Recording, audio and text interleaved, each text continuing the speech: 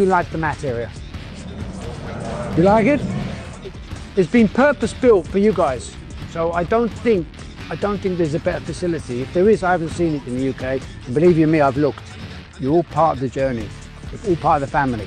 It is now probably one of the best places to train for jiu-jitsu. The mat space is incredible.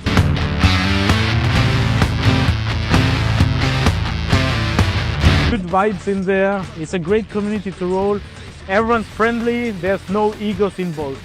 We have more spacing to train, so we're gonna develop even more. Now we're gonna promote some inter clubs. Most important, the community.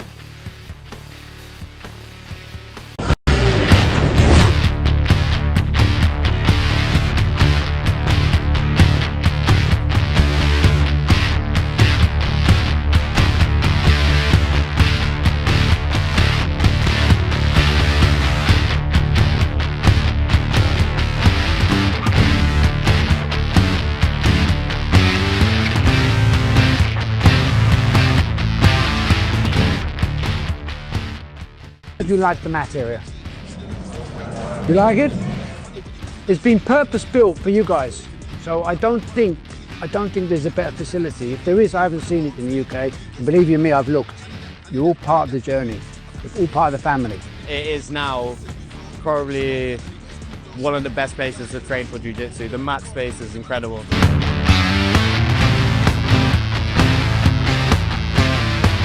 Good vibes in there. It's a great community to roll. Everyone's friendly. There's no egos involved. We have more spacing to train, so we're gonna develop even more. Now we're gonna promote some inter clubs. Most important, the community.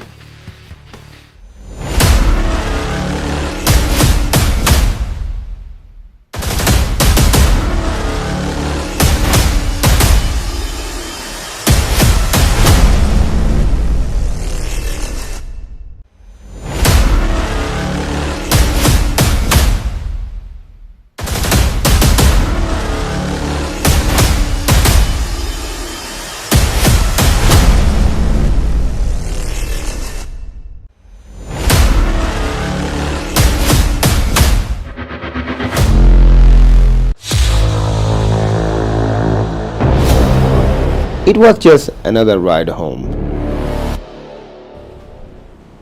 Until it wasn't. It wasn't a fight, it was chaos. And that's where it all started. There was a time I didn't know how to fight. Not in the ring, not in real life. So I made a decision that would change everything. I started late, didn't have the experience, but it didn't stop me. I kept showing up again and again. And then it started to change. Timing, distance, precision.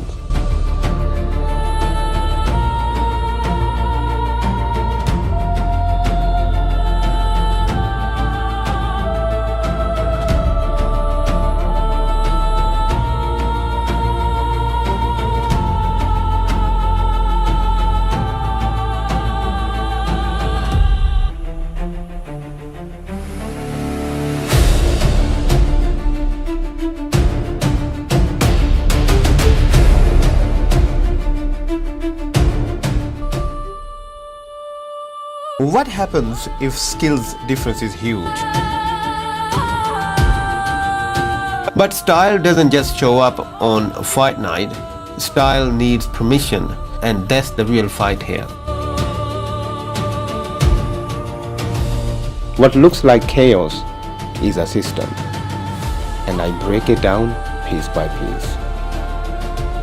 This is Strikerzden, Den, where fighters think and strikers evolve, and once you see it, you can't unsee it.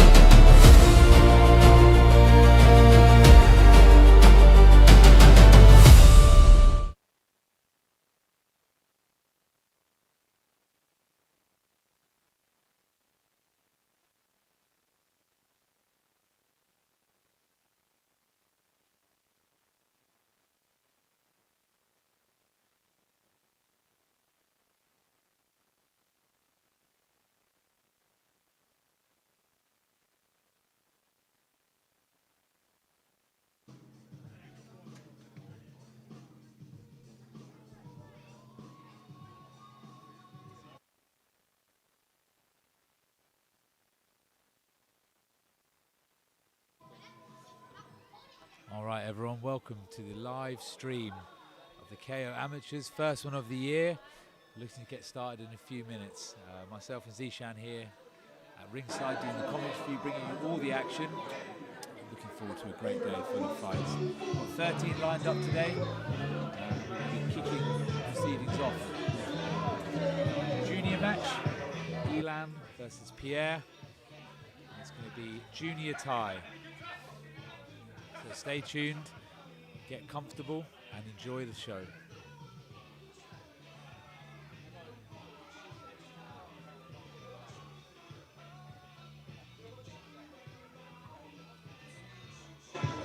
We got 3 K1 fights and 3 boxing fights, and rest of them are all Muay Thai fights. Yeah, there's a great mix of action today. As I say, we've got the K1's going to bring a slightly different energy from the Thai, and then of course boxing as well, different skill set, juniors through to adult.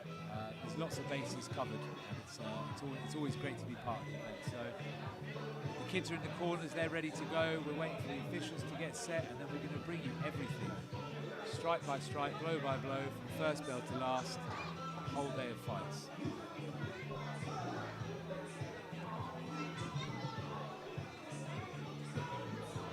I always find, Zisha, I don't know about you, but I always find watching the kids very stressful. I can never imagine doing it that age. So we'll go Iden from Kocombat Academy, and then you have a Pierre from GTT Muay Thai. Two great gyms. Obviously JTT, very well established gym, South London. They're going to make sure all of their training, all of their kids, all their fighters are well up for the challenge. So let's see what today brings. It's going to be full of action. So we have 2 juniors fight today, and for the juniors we don't have, we're not allowed headshots. So of course understandable. So we are not in Thailand, so we don't really have to do that over here. But yeah, no headshots for the kids. And then of course we're gonna get with our normal fights. Yeah, that's right. No headshots for the juniors. They won't score into the body mainly. They will be allowed to clinch and score knees, etc. But the referee will make sure none of those shots slip up to the head. Which is always actually guaranteed to happen with kids' fights. Weirdly, they're always going to end up hitting each other in the face at some point. Usually just because of the emotions, the adrenaline. It's fighting, it's difficult. Not everyone can do it. So yeah, we'll the referee will keep a close eye on that. But yeah, the only main difference between the kids and the adults is no headshots.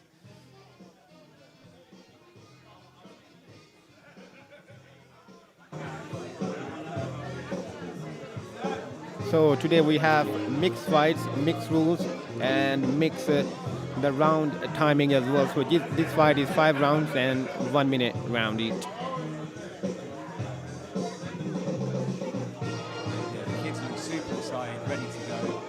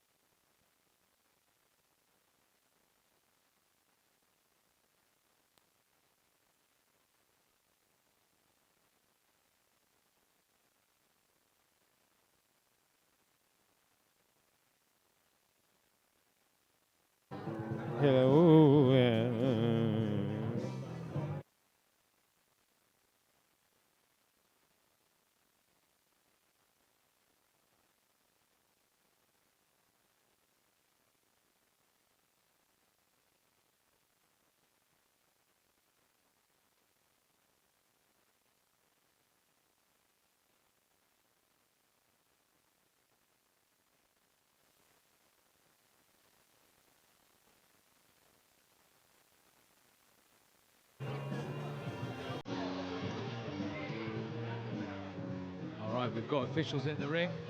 We've got corners ready. Both teams. Crowd is seated, waiting on that first bell, anxious to get started.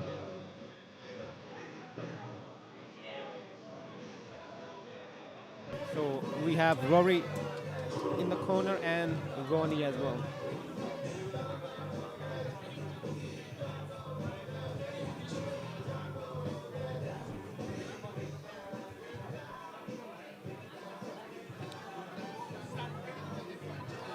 Nick, the official, just doing the last checks.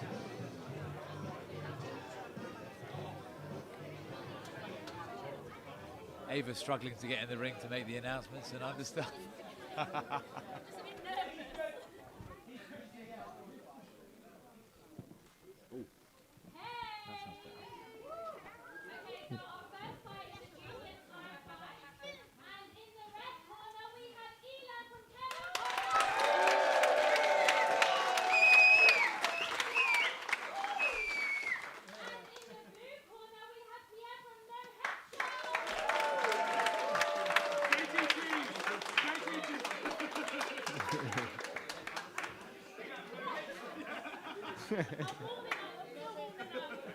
That's Pierre from JTT, not Pierre from No Headshots.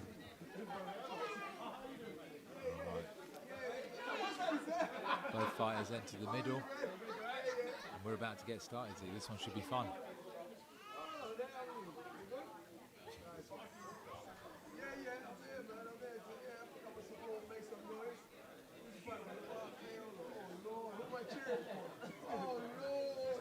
All right, we are about to start.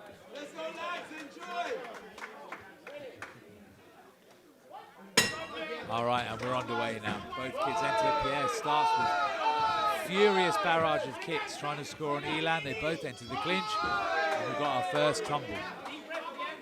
Both kids up early. It looks like we're going to have Pierre scoring with those kicks. He just takes a break. They've got to reassess one of the shin guards quickly.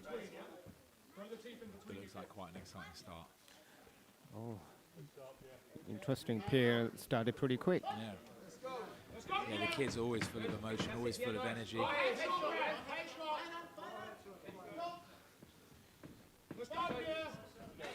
Good left kick there. That's it. And again, Pierre scoring well with that left kick. Elan trying to score with punches. He's got to move forward slightly more now. Typical orthodox. You can see that for a young kid, the left kick is coming. Yeah. And he's just flowing. Really good left kicks. And then a holding. That's really good from Pierre. Throwing the left kick, holding in, good knee, tumble to the floor. Good. Everywhere. Yeah, Really it's a good. strong open round. Pierre looks very confident, building on his score.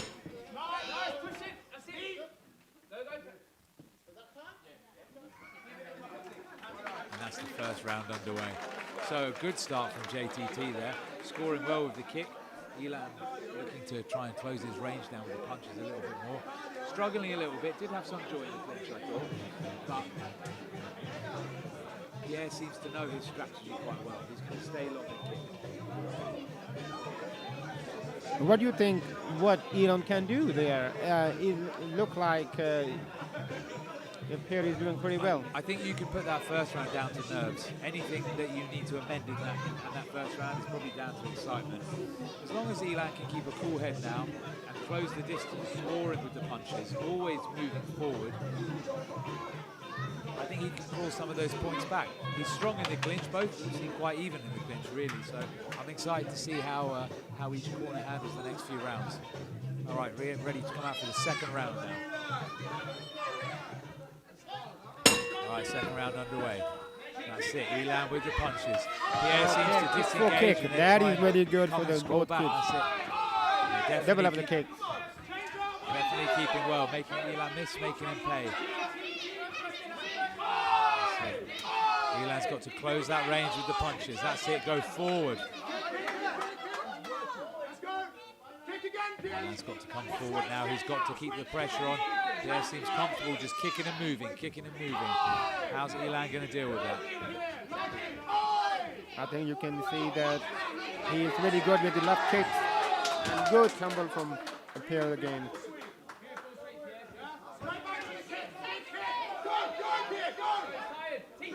Elan Last turns 10 back seconds. round. Pierre again scoring with that left kick. It's working very well for him.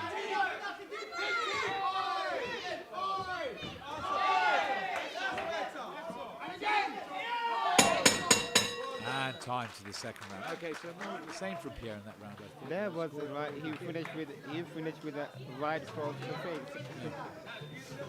I think obviously with kids as well, there's a lot of emotion involved in these fights.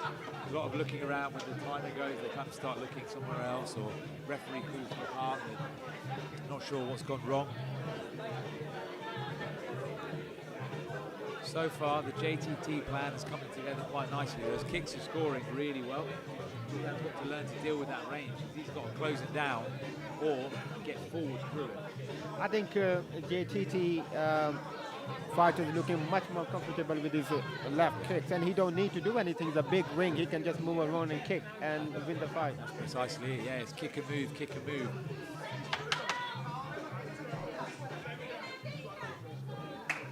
Let's see what we have in this third round. Let's see how the corners have given their advice.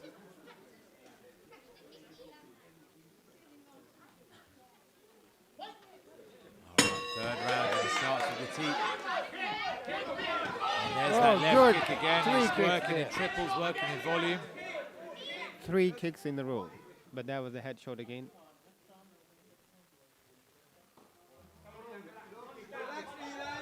Ref just giving the warning for careful on the headshots now. You can give a couple, but after 2 or 4, you have to start taking points off. Elan scoring with that kick again. Elan's got to close that range. He's got to clinch him. That's it.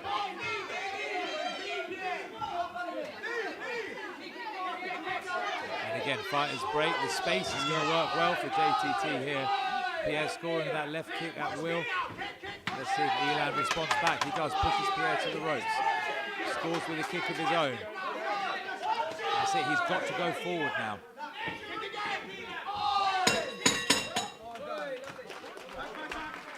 Another lovely round for JTT fighter, and it looked like he just he doesn't need to change anything. He's just moving around and throwing his left kick, and he's landing. And those are beautiful left kicks. And he can just keep doing whole day. And he seems very relaxed as well. Yeah, the plan is obviously working, and it's so nice when you're in the ring and the plan is working. You can see the scores, the kick and movement. It's all going his way at the moment. I'd like to see a little bit more from Elan, closing the range of those punches or clinching, but stick to one of them. You don't want to get caught in that halfway point between clinching, maybe not clinching, not sure if you're kicking. Maybe he needs to start kicking his leg, low kick, inside low kick. Yeah, if the punching or clinching is working, you have to go to a different plan. You always have to be able to improvise. If it's not working, you've got to go again. That's it, and a bit more excited now from JTT, really exploding out of the corner, trying to build those scores up. Okay, that's positive for Elan. He just needs to push forward. He's already 3 rounds down, That's so it, he needs to move forward. Now. He's got to keep the pressure on. He can't just let him score at will. Yeah, that's good. Kick. He needs to go to that standing leg. That's it, yeah. Drop the standing leg. There you go, pushes him in the corner, and this is so much better. This is really much better. He got his confidence back. Hold. Oh, it's a much better round, but again, that left kick is still scoring. The crowd really getting behind both of these kids now. Elan keeps the pressure on. Pierre just moves slickly around the ring. It's better from the red corner, but again, Pierre scoring cleanly, moving, making him miss, scoring back, making him miss, scoring back. A good tumble.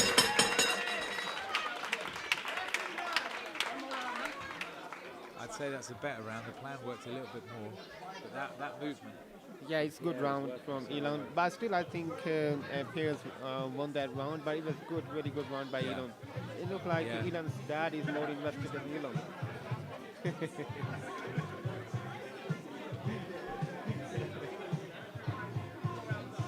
Of course, he's worried about his son. Always, always. Parents are always in the corner, whether you want them there or not. Yeah, but that was a really good run.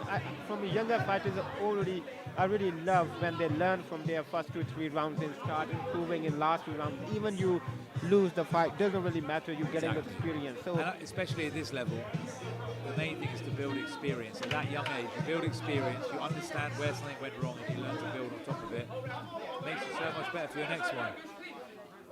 Okay, last round coming in. Pierre opens up with a big jumping kick. Elan goes into the clinch. Both fighters to the floor. The applause of the crowd. And that left kick is there again, always.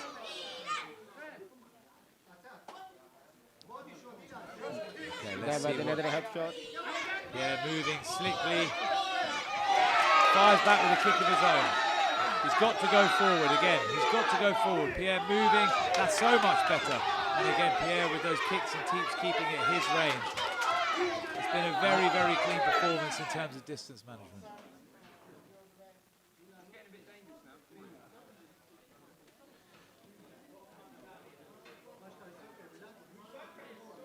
Okay, the referee taking a point off. Just too many punches to the head. It happens. Kids get excited with the stipulations. Sometimes punches will slip up. But you've got to look after the fighters.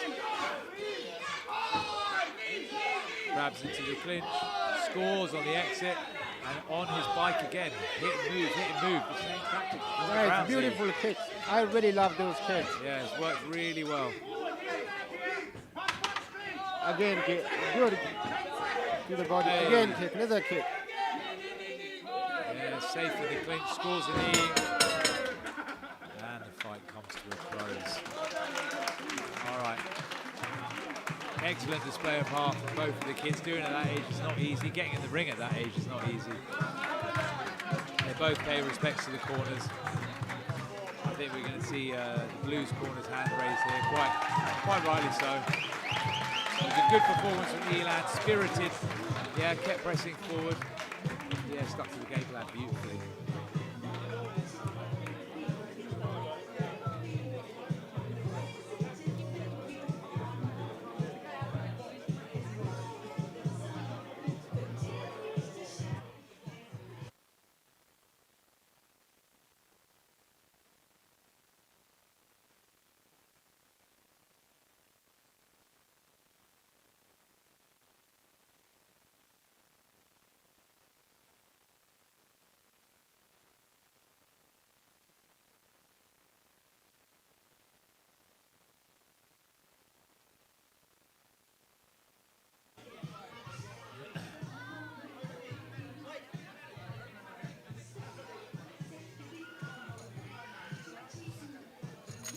Officials getting in the ring to make the official announcement. I think we're going to see blue corner with their hand raised, obviously.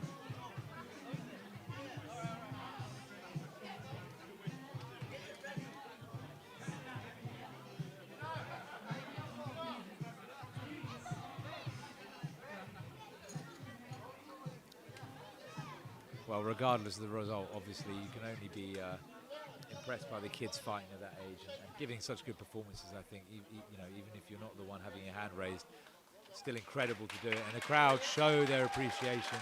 What a way to open the show.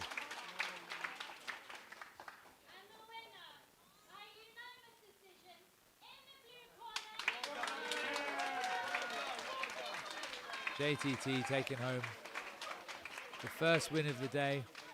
A really good performance.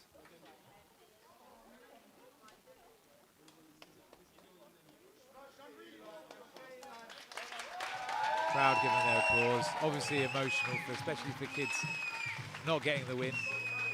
But a great performance. Wonderful performance from young Elan there. And there's a very bright future for him.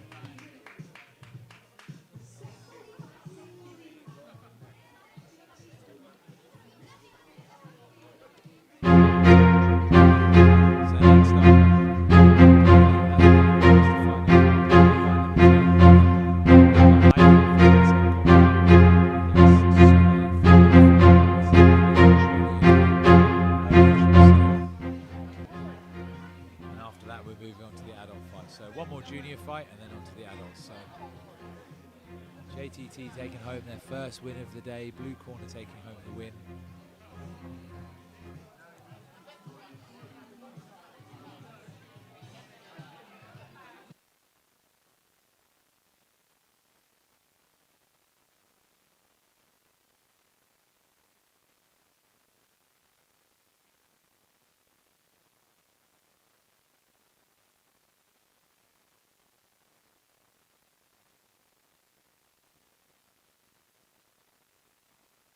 Coach Rory there giving some last words of encouragement to Elan, who's heartbroken after that loss.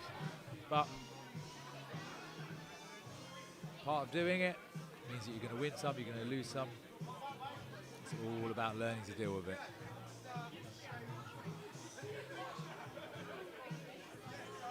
So yeah, next up, SN Combat are going to take on Enfield, Junior K1, 53 kilos. It's going to be 3 1.5 minute rounds.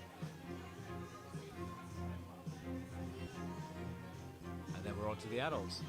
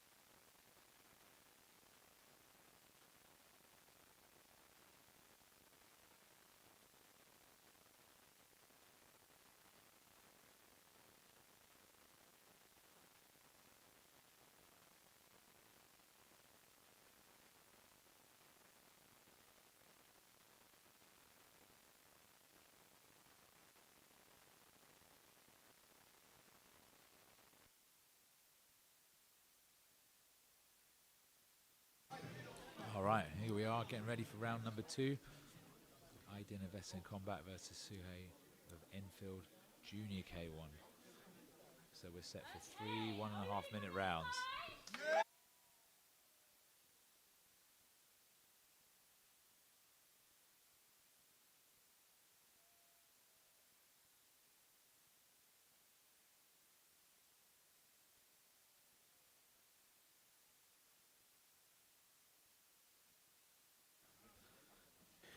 We go first K1 fight of the evening.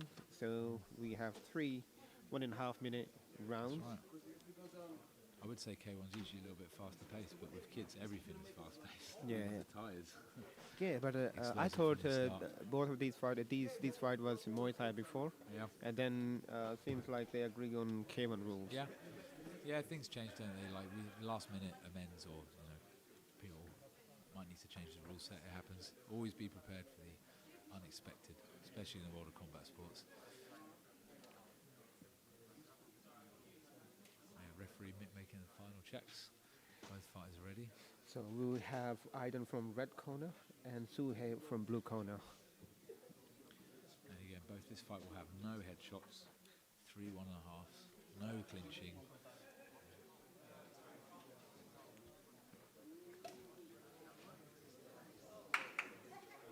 All right, Mick brings the fighters into the middle. He'll explain the final rules, and then we'll get ready for fight number 2.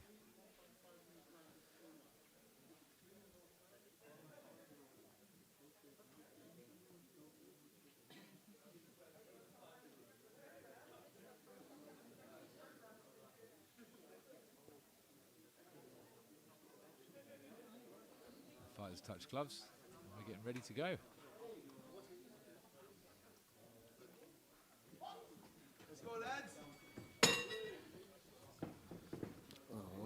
Score with blue with the kicks already, and it's a slightly more tentative start. That's a good response from Iden there. Yeah, work with the body shots in combinations. Good technical start from both fighters. Yeah, definitely. So he makes himself back to his feet, and Iden scores back with that body kick, and then goes to the leg in doubles, triples, and then the body again. Oh, we've got spinning action as well. Looks like we're going to get a really nice technical fight from these two. I think Suhei is the shorter fighter. He needs to work on his speed because Iden's speed seems to be good on his distance. Yeah, Iden seems very nice and light on his feet, moving in and out. There we go. This is very, very nice, sort of controlled work from Iden. He's putting the pace slowly, bit by bit, adding the pressure in each round, each minute of the round. Yeah, as I said, I believe Suhei seems to have better speed, but he's not really using it at the moment. So that this pace really suits Iden. So far, really good work from Iden. A good low kick from Iden as well. Very comfortable start, attacking all parts. Yeah, going to the body, going to the legs, working off both legs. Yeah, good score back from Suhei. Maybe a little bit too slow in that round. That's a good opening round. That's the type of round you want. Yeah. Openers, isn't it? That's you come back to the corner, they've got nothing but praise for you.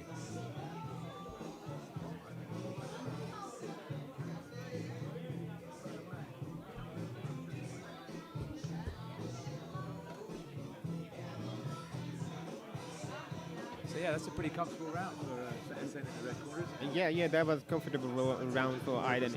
Yeah, if Suhei needs to win, he need to do more. He cannot just work on the same pace. It's much more relaxed pace for Iden, and he can just work and win another 2 rounds as well.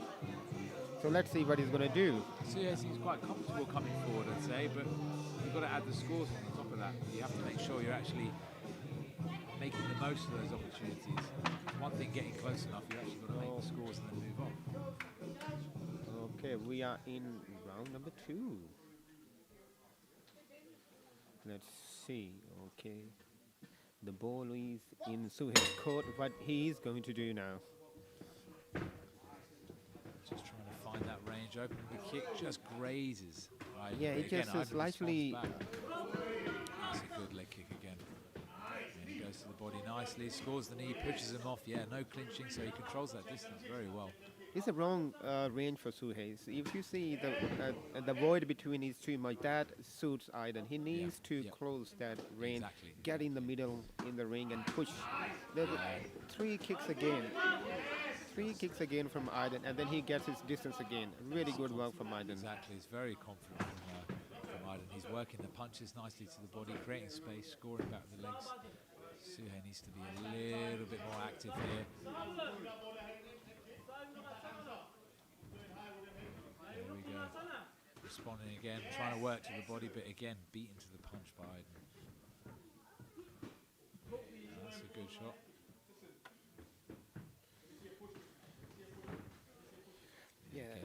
at this pace, I think it really suits Iden. He doesn't need to work too hard. So it's up to Suhe how he wants to take this fight forward. He's working well, marching forward, hitting to the body. And again, creates space perfectly. Last 5 seconds. Yeah, responded back. That was a good right kick from Suhe. Yes, there's some moments where it worked a little bit better for Suhe there in that corner, but again, I think that's a pretty dominant display from Iden. He seems to be in control. Again, he knows his plan. He's comfortable sticking to it. It's quite straightforward. Yeah, so that is 2 rounds for Iden. Yep. So, yeah, again, as I said, if Suhe needs to do anything, he needs to push Iden back. He needs to close down that distance. He cannot stay on the long range. It looks to me like we've got, again, red corner. Iden seems quite comfortable with his plan. He's working well, working in waves, volumes. Suhe's kind of struggling where he needs to be. Too close, too far, responding a little bit late. All right, we're getting ready for the 3rd and final round, okay? So far, pretty good display from SN Combat. Let's see if Suhe can make the necessary adjustments for the 3rd round. Okay, last and final round. That's that good distance control. That's not bad start from Suhe there. Tries to jump, keeping that range a little bit better. But again, that's a good press by Iden. This is the last round, and comfortable range. Iden's corner told him to actually push forward rather than working, so he can just try new things. You can see the small details like this are really working in his favour. Every time there's a clinch, instead of the referee breaking it, Iden is pushing and kicking, scoring off that. Clever scoring like this is going to make the difference. Again, wait, see, he'll try to push. Exactly. Slightly less work rate from Iden in this round. And Suhe seems to be doing better than Iden in this round because Iden's work rate went down. That's a little bit better, and again goes to the body in a flurry.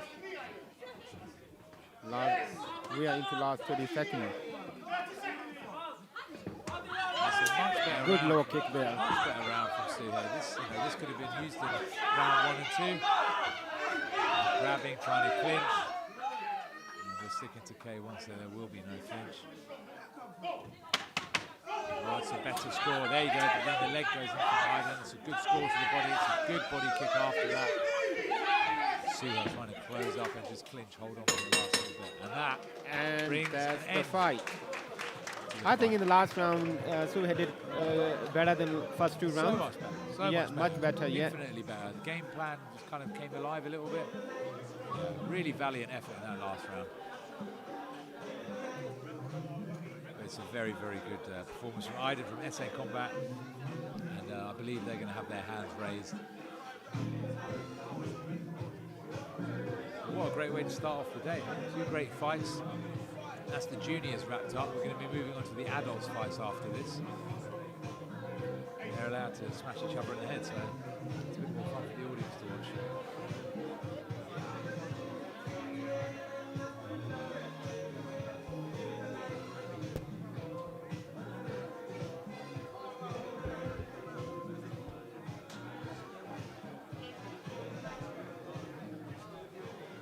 Spirited performance from both of these young kids, getting in the ring early, and we're going to announce the winner now.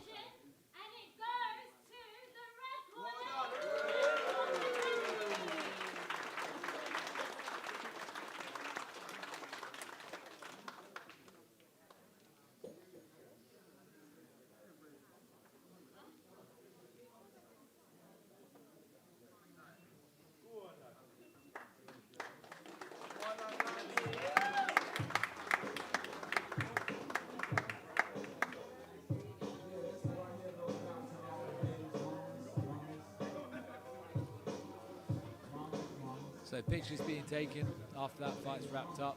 As I say, now we're moving on to the adults, and fight 3 is one I'm very excited for. We've got Malachi from KO taking on Alejandro from JTT. So two 75 kilo fighters fighting under K1 rules, 3 2-minute rounds. What about this will be? Yeah, Malachi was so excited about his fight and he was so happy that he's fighting on number 3. And after that he can eat and he can just enjoy. Yeah, sometimes it's funny, sometimes when we look at events, go on early, get it done. I think if you're amateur, so yeah,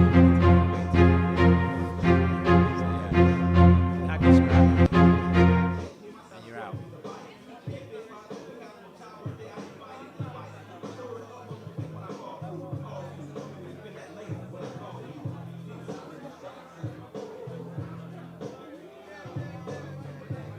Both fighters making their way to the ring to kick off fight number 3 of the day. So this first adult fight of the evening, and it's going to be a very interesting fight. Round of applause for the home fighter. So you have home crowd for Malachi.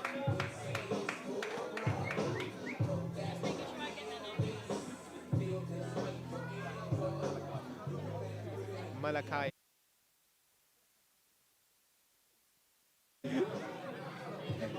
I don't know about heart, but definitely I need to know.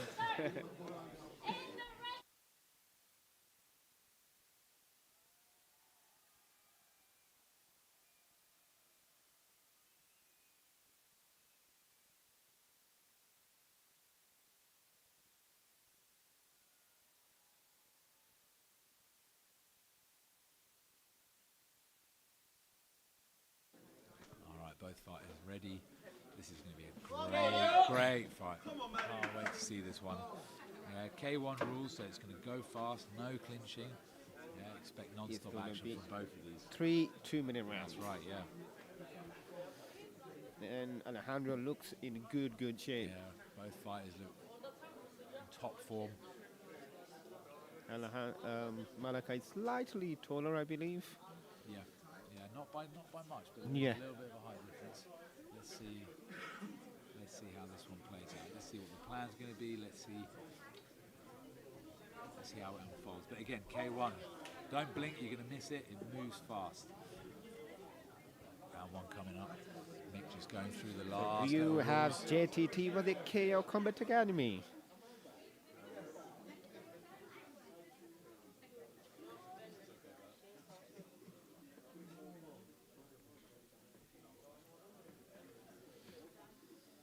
Will I see a lot of low kicks, body kicks, punches? Yeah, I'm excited to see how this one pans out. We'll know within the first round, I think. All right, both fighters are ready, corners are ready, judges are ready. Let's go. Opening with a big kick to begin with. That's it, we got. Both guys started action to straight away. in front of each other. Malachi scoring nicely with the kicks. Alejandro coming forward. It looks like we've got a non-stop, absolute barnstormer of a fight.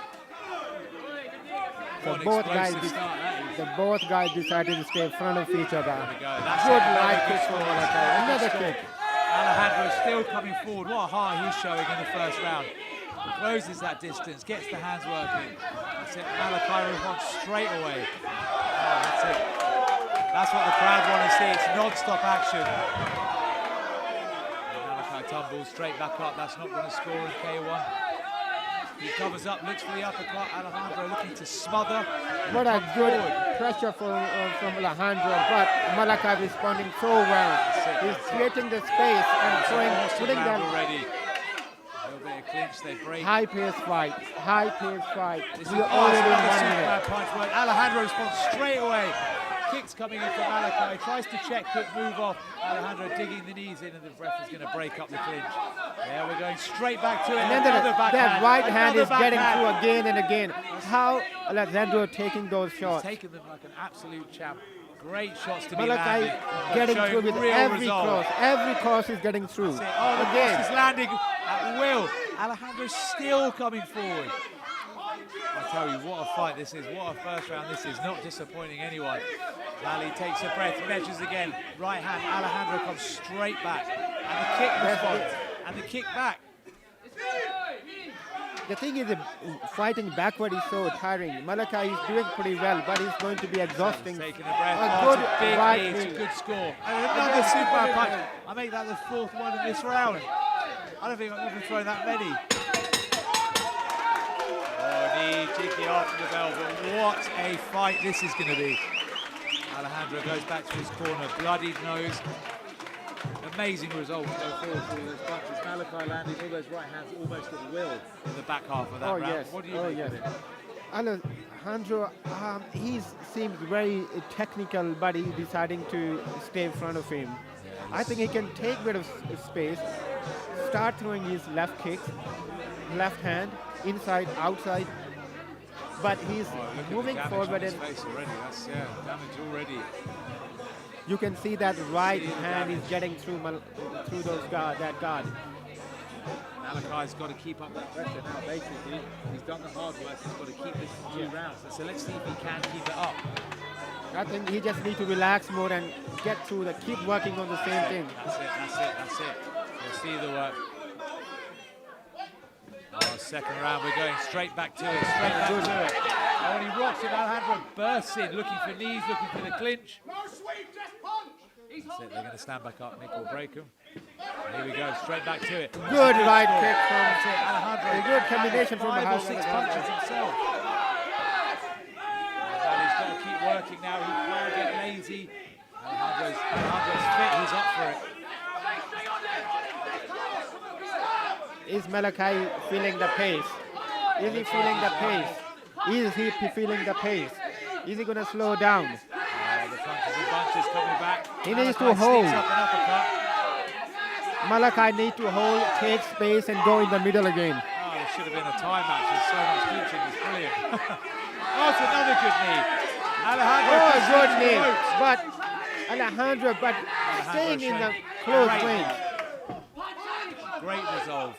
Non-stop forward pressure. What you expect from a gym like JTT.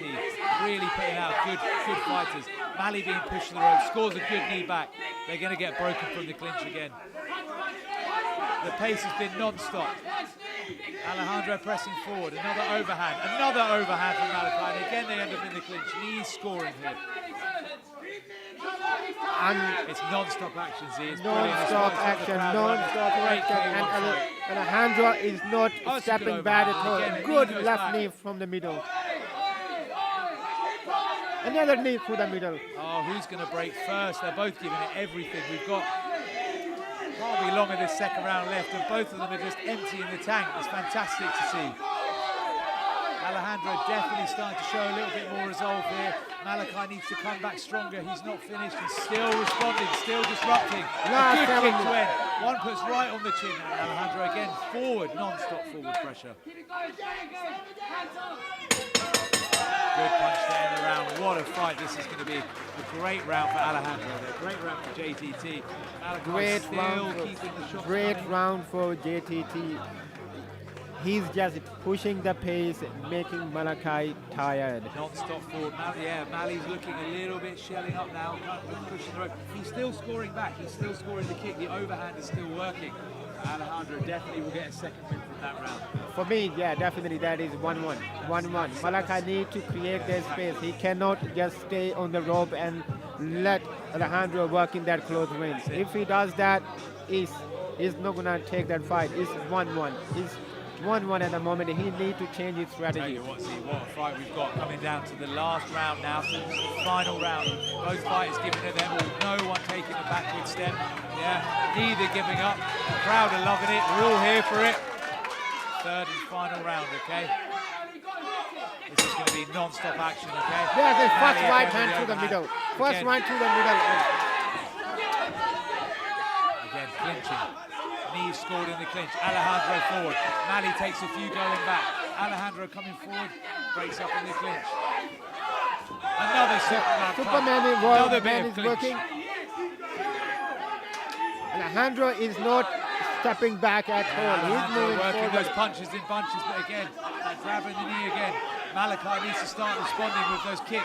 He needs to start throwing those hands back. He's starting to tire. Malachi is tired. He is tired. Mali keeps his hands up, throws a kick.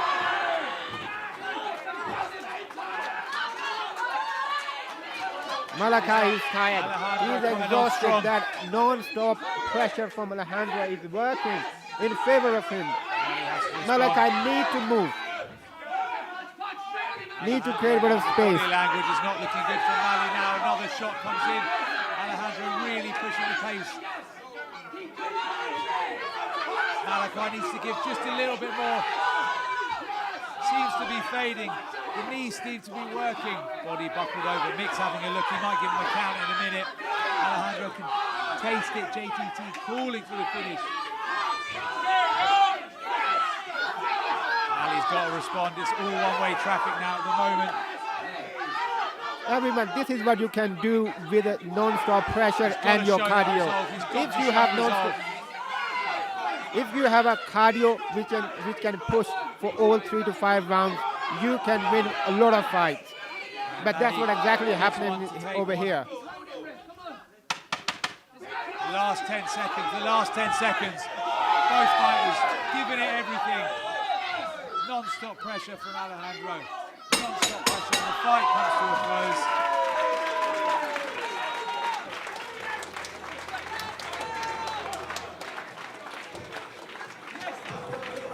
James picking up Alejandro. I mean, if all the fights today are even a fraction as exciting as that, we're going to have an amazing day. What a fight. What a fight. What an opening round, what a comeback. For me, I might be giving that to Blue Corner. I think they came on stronger in the last 2 rounds, finished the big exchanges. But what a fight that was. Awesome, awesome fight. Yeah, I think for me, Alejandro might, I think, have taken as well. The last 2 rounds, his pressure worked for him. Even in first round, it didn't work for him. Actually, it worked against him, but he didn't basically change his plan. He kept pushing. Working those small adjustments. He got the second round. He started to find his space. He started to put punches in bunches, non-stop forward pressure. Ali seemed to sort of run out of ideas after that right hand stopped learning. But again, what a fight! You know, neither fighter giving up. Non-stop action. Exactly what we want from the K1 scrap. Mick pulls both fighters into the middle. The crowd rightfully rapturous with applause. An amazing scrap, amazing fight.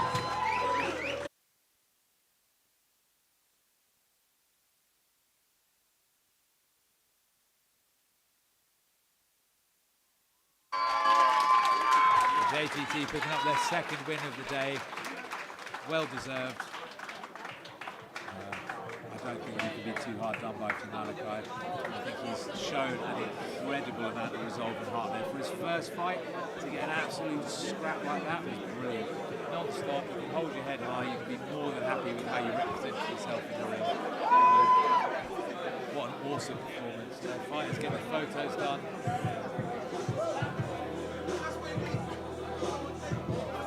What a fight. Wasn't that fun to watch? It's commentating so easy when they're that excited. JTT picking up 2 for 2 today.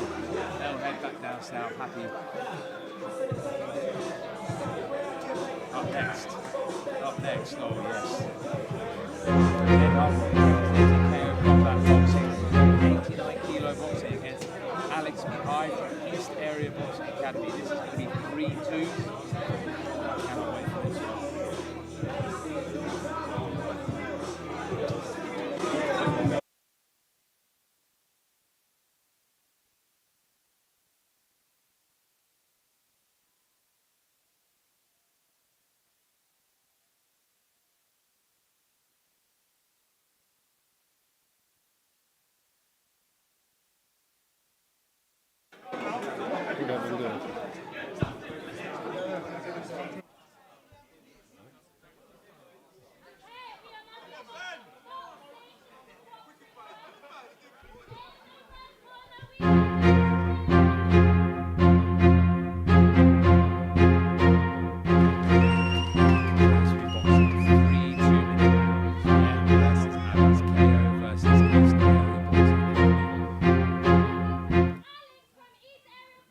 Alex in the black and gold, Ben in the red and white.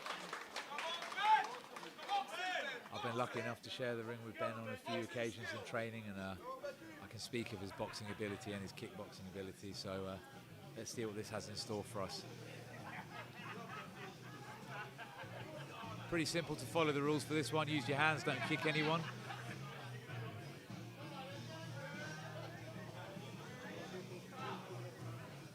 So this is 2 minutes round 5, boxing on. Set for 3 twos.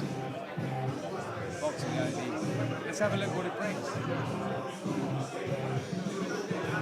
These amateur fights, sometimes you don't really have the luxury of starting out technically. I think you know Ben pretty well. I know Ben, I've been hit by Ben. I've hit him a few times. I think he's hit me more maybe. Yeah, I felt that right hand and that left hand actually. Let's see how this goes. 89 kilo boxing on the other side. Ben is sharp and fast. Let's see what Alex brings to the table to deal with that. Alright, go straight to it. Both fighters meet in the middle. Ben starting with that jab. Just pointing it out. Alex seems tentative, tries to go downstairs, slip the shot. Strong jab. Tries to come with the open. Move your head, Ben. Don't move your head. Nice and long, Ben. Just box. Move your head. Relax, guys. Relax. Move your head, Ben. Jab to the body. Push it forward, Ben. Push. Both fighters just testing the waters. Just feel free to move around, kind of taking the centre ring and just tracking slowly. Punches now. Punches, one's right now. Go for that jab, Ben. There, tidy. Your jab. That jab out, Puts Ben. the jab straight back. And a jab. Hit the body with the jab. Pop, pop. Good jab. Pop that jab, Ben. Keep that right hand up, Ben. Alex is throwing those jabs, in working for him, keeping Ben on toes. Good distance management by Alex. So far, it's pretty even power contest, you know. Both get tied up in the middle, both trying to whip that body shot in. Yeah, this round so far, battling the jab, see how they react, see how they move.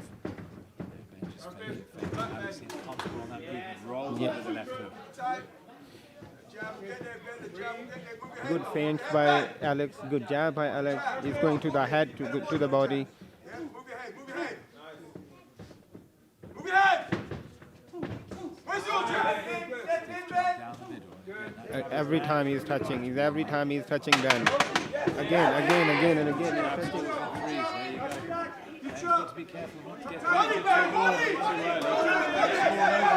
Over the top, that was the end of the first round. You can see the change there. A few of those jabs are angry, he's frustrated a bit. From there, he kind of needs to make sure he doesn't get stuck into too much of a scrap early on.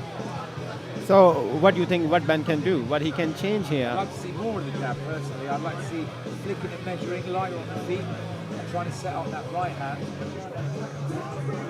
And see how he reacts to the jab. At the moment, it's a bit you go, I go. What I want to see is a little bit more fluency. I think Alex is maintaining his distance pretty well. He's throwing that jab, and he's feinting as well. He's making Ben guess all the time, and Ben is not working enough. He needs to slightly be light on his feet, and then throw more punches. Simple, and time him, because Alex is coming with the jabs only. You should be able to time it. Both fighters receiving their instructions from the corners. Let's see what round 2 brings. What the adjustments? Yeah. Back into the centre again. Ben driving to the road slightly, and that's already a little bit better. Both getting some sort of close exchange, working the body. That's good work from Alex. He closes the range spot. Alex tries to double up on that left hook. And Ben responds, digging the body shot in.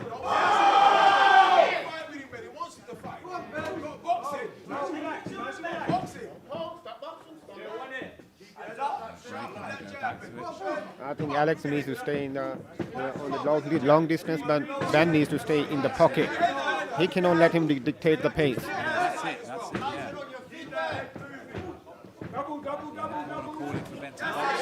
That's it. He needs to. Yeah, he needs to work more.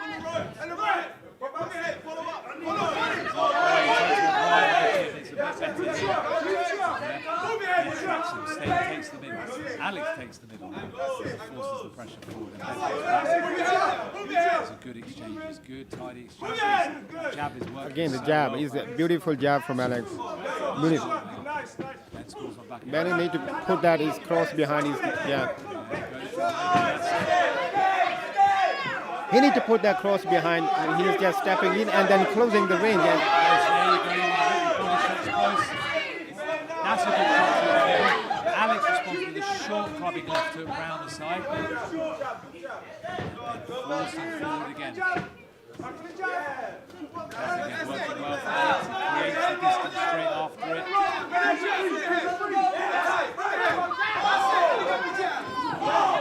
it's a good technical fight. You have one boxer who's boxing and other guy is a puncher. So I think Alex is doing pretty well. He's keeping, he's moving. He wants to make it scrap. It's a good shot through the middle. Alex responds, then moves ahead. Another good exchange. Okay. Well, the plan seems to work. I don't see flow from Ben. He need to flow. He need to let the hands go. Yeah. You can see the idea. Tense for that jab. It wants to come off the jab. It's so important. It sets up all of the footwork. It sets up all of the exchanges. You can do distance, you can do close. He has to work more with that jab. Double, triple. Alex is having too much joy. Time the jab.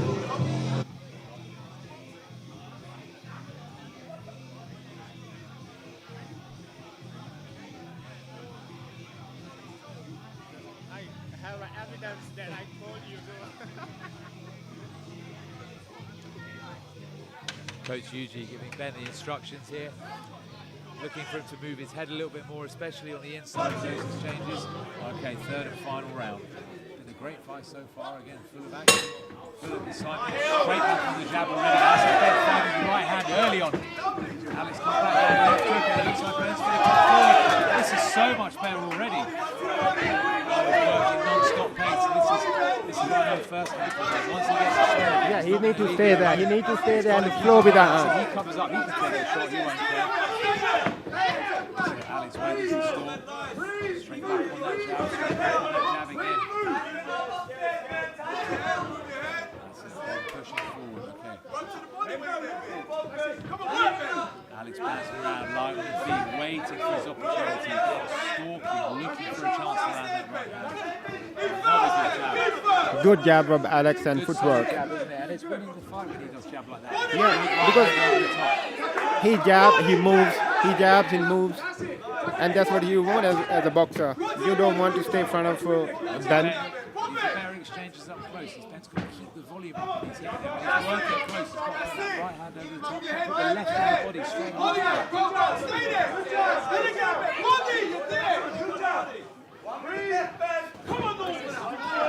Just last 1 minute to go. Stalking, waiting. Alex trying to work body shots. Ben works right through the middle. There's a short shot. Trying to sneak that right hand over his guard. Shutting up, lands. Body shots from Alex. It's good body work. Needs to work in volume now. Needs to work in punches, 3s and 4s. Alex lets off a few taps to the body. Digs his head in close, gets away from that uppercut. Good uppercut.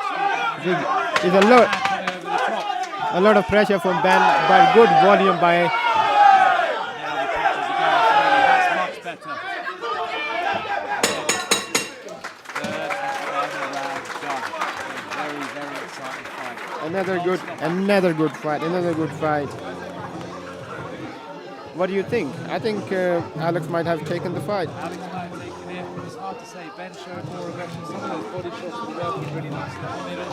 Overhands over the top, I thought as well. But I think the jab might have won it for Alex.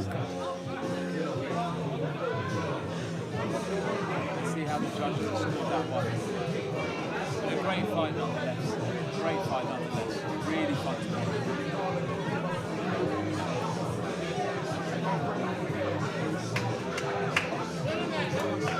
This fight to the middle, we're going to see how they've scored this one.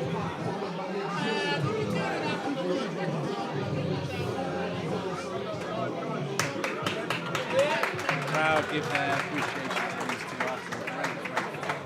Really entertaining, really good fight. Non-stop, 3 rounds of non-stop boxing action.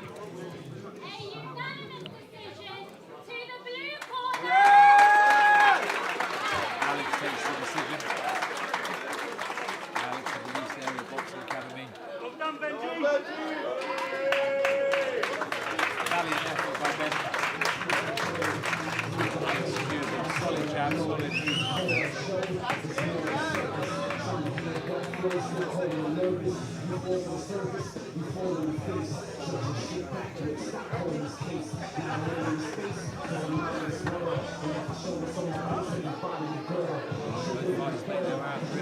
We're moving on to fight number 5. Dion White, the Storm Academy. Here's Jason Ridley.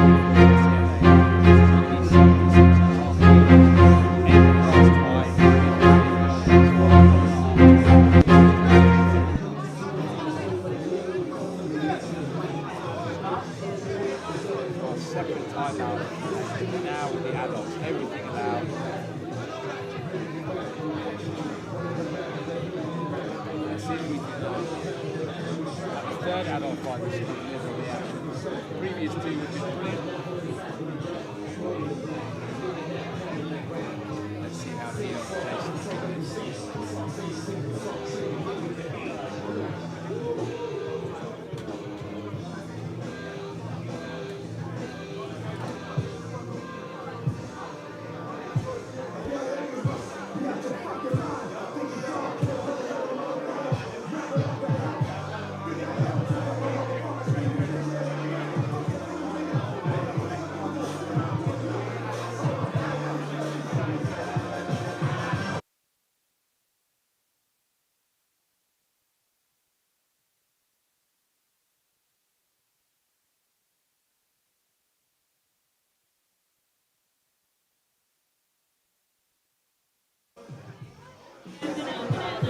So we have Dion from red corner and Jason in the blue corner. Yeah, that's right. We've got Dion representing Storm Academy and Jason Ridley fighting MCMA.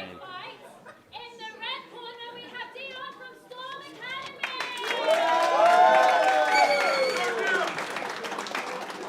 And in the blue corner, we have Jason from NCMA. So it's going to be 5 1.5 minute rounds. That's right. Elbow pads are on these times. Yeah. Clinch. Yeah. Elbows allowed, clinch, everything. Full Muay Thai rules.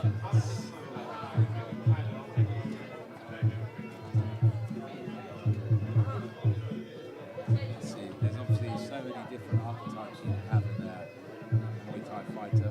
Yeah, you're going to be a clincher, a boxer, a kicker. Yeah. Let's see how this pans out.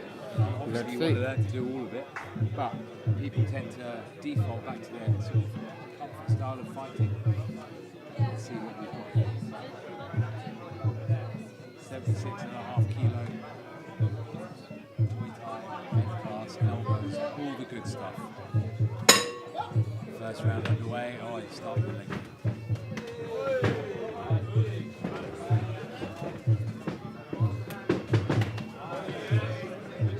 Jason seems happy to start pressing. Looking to try and keep a bit of distance. Both fighters a little bit tentative, trying to score, see where the scoring opportunities are. That's a good exchange. That's nice from Dion. Jason definitely seems to go aggressive out of this one. Yeah. First round. Throwing a lot of floor kicks. Good overhand by Jason as well. First bit of clinch. Oh, and elbows as well. Dion looking to press himself now. We're already halfway through the round.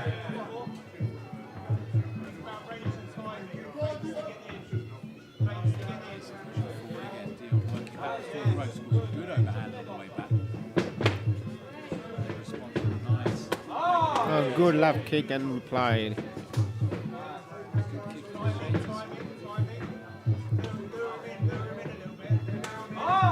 Small back there. Oh, it's a good overhand. Clubbing overhand. Jason over the top. Looks for it again. That's really good. If you say Jason is throwing low kicks and then suddenly goes over the top with the right hand.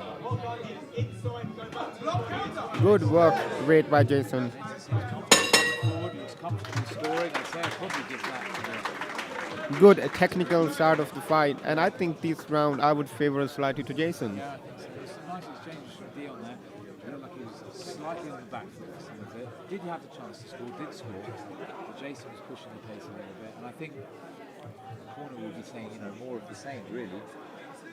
Start to pressure a little bit, find out where those gaps are, find out where the scoring opportunities are. Dion might want to keep the range a little bit. There's some good kicking exchanges, some good punching exchanges. I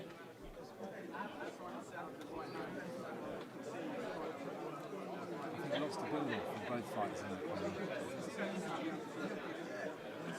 For me also, I know we've seen quite a few shows together, against shows and corners, but I'm always amazed at the level of amateurs, their sort of technical ability.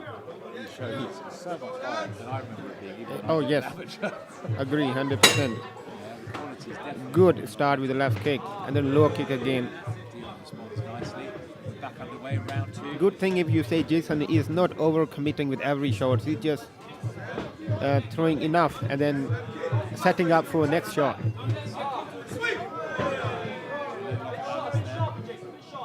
looks to try and capitalise. Takes central of the ring. If you see Jason again, it went down, and you expect another like overhand. Oh, there's almost on the floor. Yes, now this is fight 5 today. Dion from Storm versus Jason from NCAA. Good right kick by Dion. Dion seems a little bit busier this round. Yeah, definitely. Much more even round this one. A good cross by Dion there. Yeah. Jason's pace seems a little bit more off this round. Yeah. Again, Jason missed 3 kicks in a row.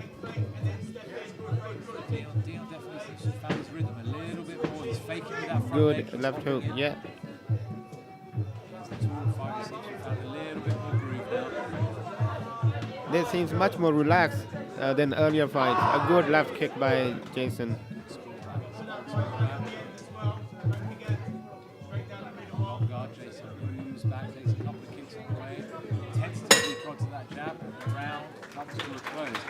Again, more even that round. Hard to say who kind of takes it. Maybe that's one apiece, but again, Yeah, maybe. you know, a lot happened without actually too much happening in that round. Yeah, really. yeah.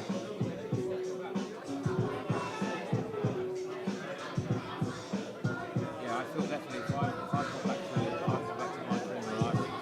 I've had that round. I feel like I've lost the previous one. If I'm dealing, I'm thinking maybe I'll pull this one back. Yeah, So 3 to go, 1-1 apiece. I have it. yeah. I think the same as well.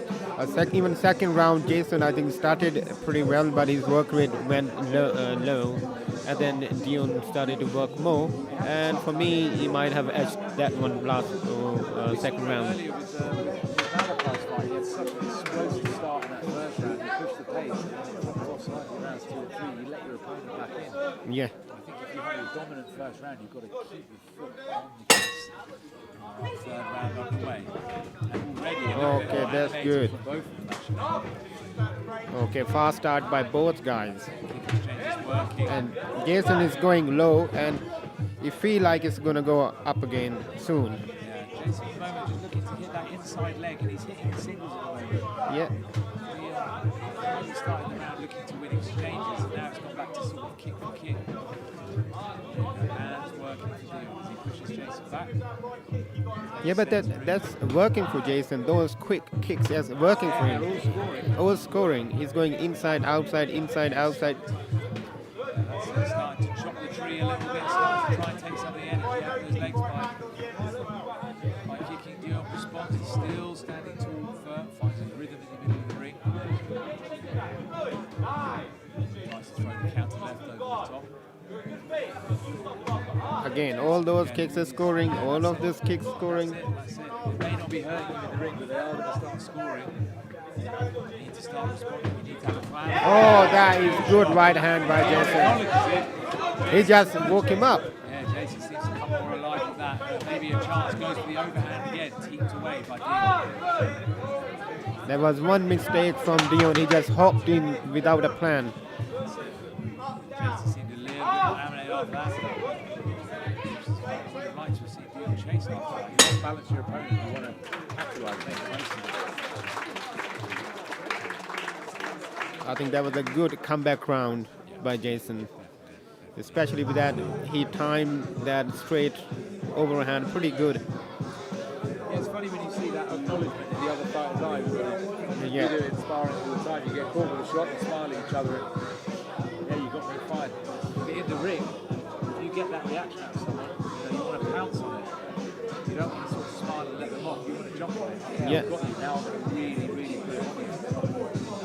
Sometimes if you let those options go by, you're not sure what the next one might be. It's round number 4, 2 rounds I think goes to Jason, and if Dion needs 2 rounds, he needs to up his pace. Yeah, I'd like to see a little bit more volume from Dion now. Jason seems comfortable with those, just chopping away with those leg kicks and then putting a few counters on. Dion standing tall, good shape. I'd like to see a little bit more. Jason already more animated this round. Again, Now start, swinging hands. quick start by Jason again. Actually seems to have picked up in this 4th round. Dion stalking, pushing Jason back actually now. Yeah, but if you see, rather than closing down, he's going behind him. Good low kick. Coming forward, punches and bunches. Again, gives Jason a little bit too much time just to reset and score that kick. Circling around the ring, looking for a left hook over the top. Yeah, good one too. Good one by Jason. That stabbing elbow down the middle. Oh, we got our first drawing shot of the day.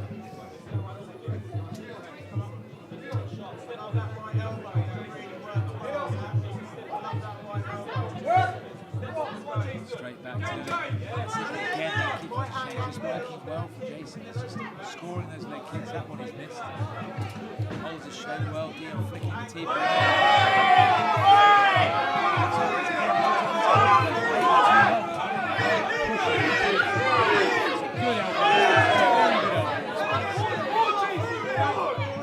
Dion now with a little bit more life. Feels like he's hurt. Jason responds. Wide overhand. Circling out the guard. Jason's sort of flagging a little bit. Looks like body language. Comes back with a good leg kick. Crowd begging for a knee. Okay. Mixed bag. Kind of looked good for Dion, and then he just didn't really capitalise on it. Yeah, I think a good round by Dion. He managed to push Jason back, but he needs to push more. I think he's very sabai. You need to. There's a time to be relaxed and pick your shots, but if you've got the chance to put it on someone, you have to take it. Again, there was a point towards the end of that round where it looked like Jason kind of flagging a tiny bit. Yeah. If you see that, you've got to jump on it. You must press. You've got to walk forward with the knees. You've got to walk forward with the hands. You've got to put most of it. You can't let them off. Give it time. I think it is pretty even fight by now. If you give last round to Dion, then you have 2-2. So. And if it's not even, it's very. I mean, it's still a close match. Yeah, this is where you're telling your fighters to capitalise and go really fresh, really making a pressure on their judges. You can't leave it to sort of these sort of small exchanges. You need to be dominant going forward. Fighters embraced for the last round. Okay, respect shown. It's been a wicked fight so far. We get straight back to the action. Dion stabbing that teeth in, and Jason goes back to the leg again. Moving backwards, a little bit more tentative from the MCMA fighter. Dion pressing forward, and again another chance. You've got to make the most of those. If you're going to press someone, Oh, that was good overhand by Jason.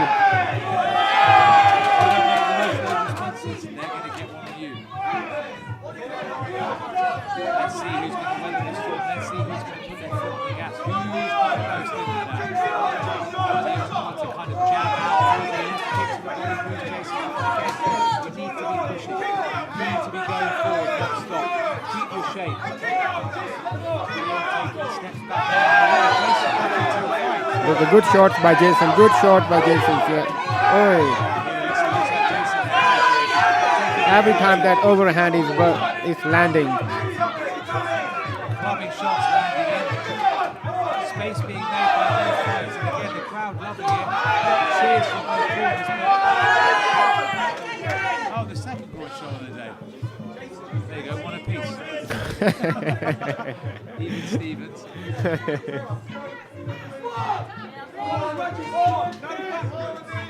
Alright, time back on. We're getting into the latter half of this round. Both fighters facing looking to score multiple kicks. Dion responding with the overhand. We've got the kicks now. Working the knees in. Knees to the leg, knees to the arm. Jason needs to find a position at the moment. Here is working. We go for the last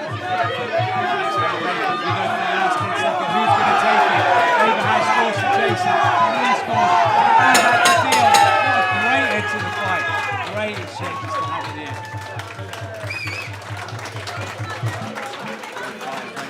Make their way to the other corners to say thank you and show respect over everything. I'm not going to lie, that fight, the ebb and flow there, that's hard to score. I'm not sure where that one's going. Okay. Brilliant exchanges, valiant effort from both fighters. Really exciting stuff to watch. The crowd are loving it. 5-5 ending. Some brilliant exchanges. Let's see where this one goes.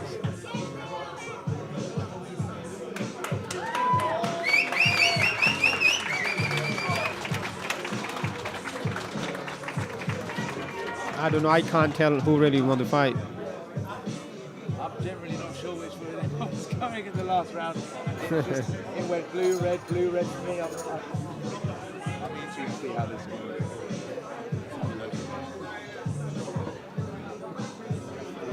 Both fighters into the middle. We're going to have our announcement any second now.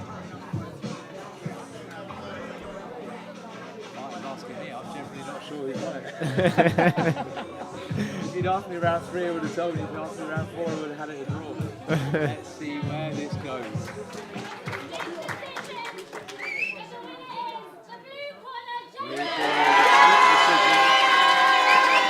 Jason just just enough to secure it. Takes the win. I think, you know, it's always hard having a loss. But if I'm the losing fighter in that fight, I think, you know, you've done enough that it's, you know, a split decision. One judge has favoured you. It's, you know, a great effort, a really strong effort. Another day that could have been yours. So bitter pill to swallow. Dion takes it like a champ. Hold your head high. It's a brilliant fight. Really, really good fight. Back and forth action. Both fighters keeping their level.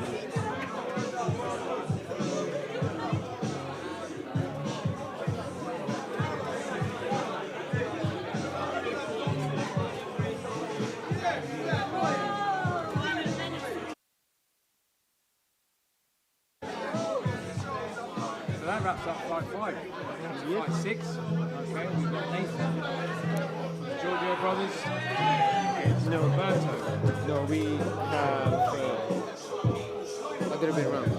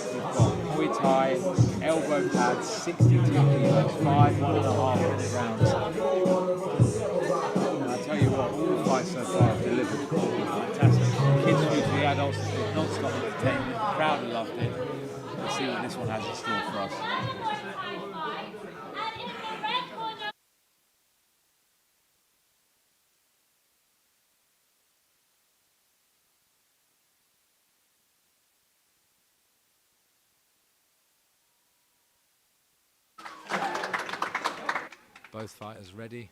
Introductions made. Corners set. Final rules.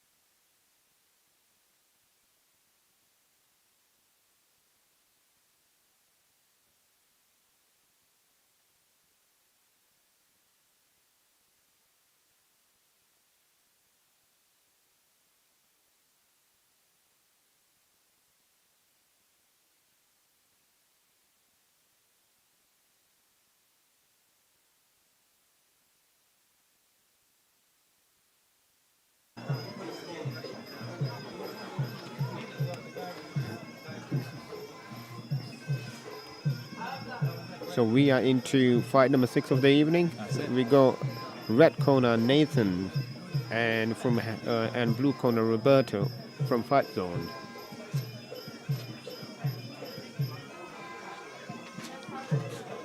Final little checks with the ref. They're just going to take those laces up on the gloves, and then we're going to be ready to get going. Yeah, so fight number 6, Nathan versus Roberto. We've got 62 kilo end-class kickboxing with elbow pads. And it's going to be 1.5 minutes.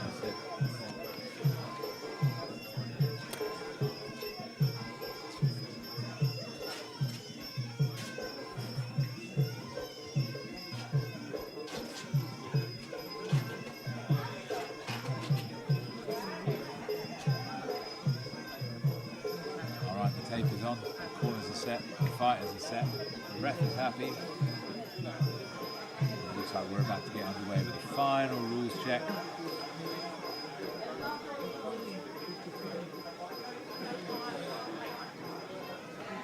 That's it. Mick checking that no one's sneaking knuckle dusters in under their shin guards. No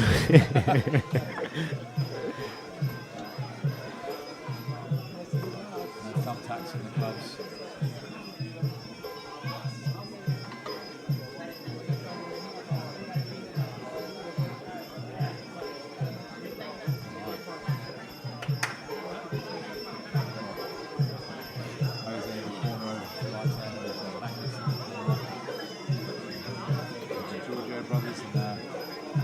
Both teams were actually out recently at the Hitman Fight Show as well.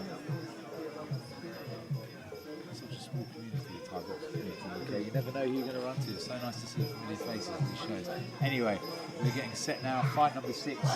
And bell goes, round number 1. Oh, big. Swinging wildly to begin with. We have it's another good shot. heavy hands by Nathan. Heavy hand by Nathan. Yeah. Shot early on. Finding a home. Roberto need to be careful with that right hand. Relax. Punches aren't landing, you know. Relax. That's fine. Relax. Voice out the corner, you can hear him calling for his fighter to relax. Yeah, Jose telling his fighter to relax because he can see that Nathan is throwing those bombs. It's messy, but it's working, isn't it? Yeah. Nathan escapes the punch, turns it back for a second.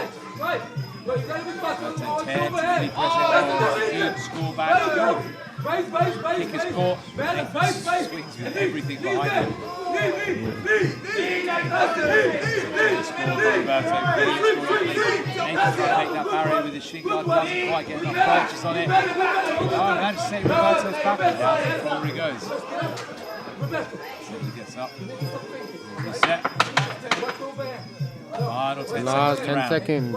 That's it. Watch the box. Watch the overhand. A little bit more hesitant, except when they do throw, they're not trying to get everything behind it. Time comes to a close on the first round with 5. Positive start there for Nathan, I thought. Nathan, I feel like the strategy from the blue corner going to be changed soon, and I think they're going to come up in the clinch. So let's see. Because they don't want Nathan, of course, the hands to be free. exactly. Definitely want to be throwing those punches. If it's working, find a home for that overhand, that left hook over the top. Yeah. Familiar stuff for the shorter fighter a lot of the time, isn't it? You get in close and you sneak that right hand over the top of their guard. Yeah, let's see if Roberto can make the right shot. If he keeps his hands tight, if he keeps his distance, you know, you can weather the storm and frustrate Nathan. But if you let him in and just score those big shots, it's a horrible place to be.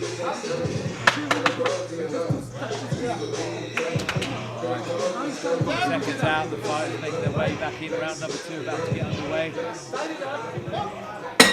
And touch gloves, straight back to it. Let's see what they've got in store. I think Roberto is he's pushing forward, and it looked like they want to get into the clinch. Better with the low kick from Roberto. Nathan makes the necessary adjustments to get out of the way of it. Kind of like almost like the roles of reverse now. Roberto seems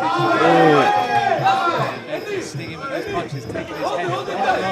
Yeah, exactly. They are working in the clinch. They want to go forward, get him in the clinch, make him tired, so he cannot use his right hand anymore.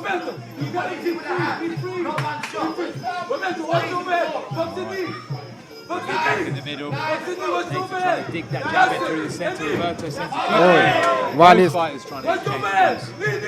There's the thing, while he's coming forward, so it's giving more option for Nathan to throw that overhand as well. But again, getting into the clinch. Nathan's hands like good power. When they land, it works, but it's because it's slightly scrappy. He's put his head in the cage position. He's open for the knee. Roberto's had a nice technical round here. Good score back now. Very, very good. And again, overhand after the That was a strong finish. That was a good finish by Nathan, because in the middle, I think Roberto basically have taken over a bit, but he closed pretty good as well. So you're always in the fight. And that last exchange proved it. It was kind of starting to look like Roberto had figured out what he needed to do. Nathan came back and forward with an excellent exchange there. So all the big body kicks, the overhand, the body kicks against very difficult round to score, but if you see the more catchy shots are from Nathan, so judges might have given that round to Nathan. I don't know.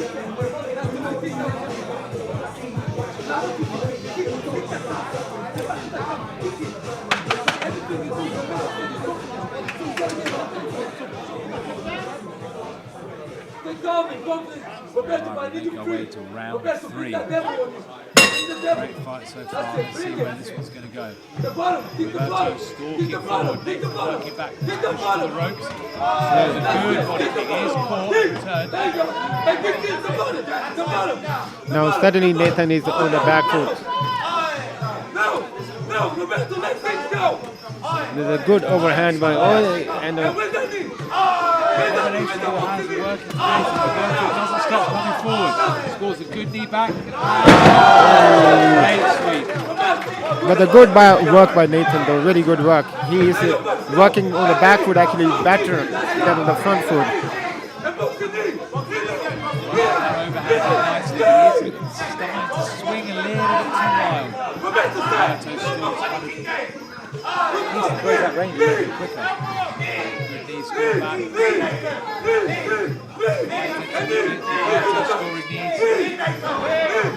That's the thing. If you don't work in the clinch, of course, the referee will break it.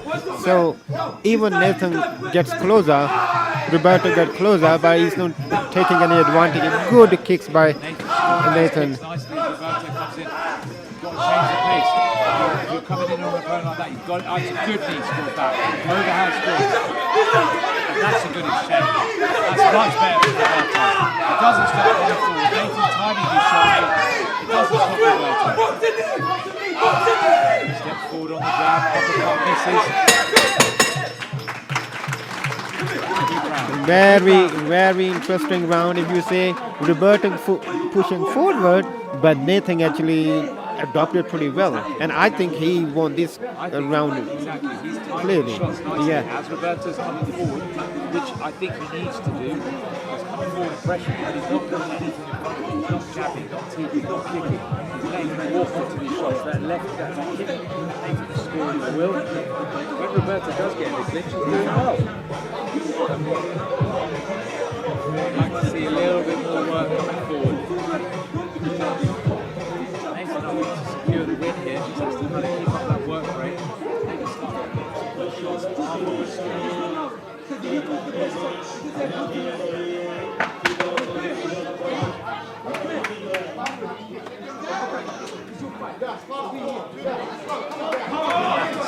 Shout at his fighter, punch, punch, kick, punch, punch, kick. You can hear the band, see the band.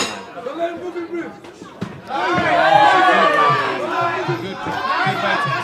fighters meet in the middle. Swinging wildly, the overhand comes back from Nathan. Knee comes in from Roberto.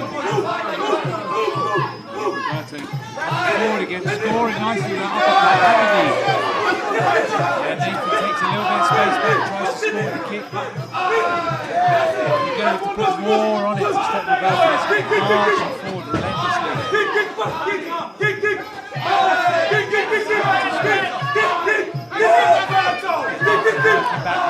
He needs to do a little bit more. Better work from Roberto, much better. He's landing more cleaner work.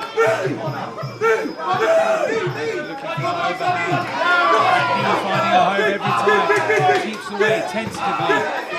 Needs to be more power in that kick again. Roberto marching forward, sticking that jab in his face, working from corner to corner. Gets him out and starts chasing again.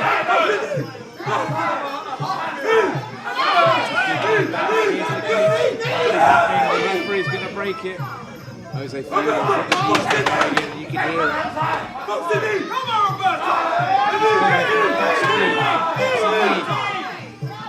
Tries to swing it around the barrier. Nathan doesn't quite get enough of it. That's a good round for Roberto. Constant pressure, adapted well. So much more being done there.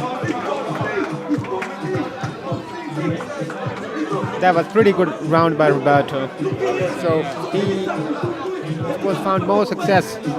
He was on the right distance, the kicks landed, his hands landed, knees, everything landed. So that was a good round by Roberto. So round goes to Roberto this one. The thing is, you can fight on the back foot, can't do it. It is a good strategy. If you're fighting on the back foot against aggressive opponents, you have to be scoring. You can't tap kicks, you've got to be letting them walk onto the kick, let them feel it on the arm. Let them walk into the overhand, stretch it.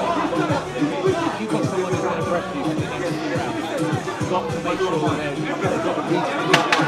At the moment, Roberto's gaining confidence. Nathan needs to make sure that he's letting Roberto. I think it's anyone's fight. You have to give everything in this round. Good low kick by Roberto. Great action for a minute and a half now. Roberto going forward with the knee. Nathan running away. That knee landed. That knee landed. The knee lands flush. You can hear what they're screaming for. They want the knee. Nathan trying to fight, keep the tide away. Roberto swings himself into the ropes, hunting for that leg. He's not going to stop coming forward. You've got to put more on it than that. Tracking, hunting, stalking, another key speed. The knee's going in relentlessly, the crowd screaming for it. Nathan looking for a little breather now, he's staying in the corner. I think he's tired, he looks tired. Roberto going non-stop now. The body language from Nathan doesn't look good. Roberto's non-stop. Nathan starting to fade a little bit as he presses against the ropes in front of us. Working backwards with a kick, but there's not enough on it. Roberto coming forward, he's going to grab and clinch.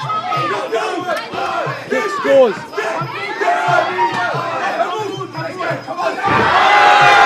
Roberto has to press forward. Nathan looking like he's sort of lost a little bit of life here. Those knees working. Relentless pressure for the fights they're fighting. They both take a little breather to the floor. Referee instructions, straight back up, okay? No score. And again, Roberto. Stoic in his knees, just walking forward, eating those shots, swinging the overhand, tracking him down. Good score. Nathan taking the kick up to try and cause a bit of difference, but it's not going to be enough. the round comes to a close. Excellent fight. So we have another fight where the pressure really changed the fight altogether. Roberto down, and then last 2 rounds he came back really strong. And Nathan, he got a good round on the back foot on 3rd round, but it didn't work for him because working on or fighting on the back foot is tiring and exhausted. And you know yourself so well, Thai boxing comes down to composure.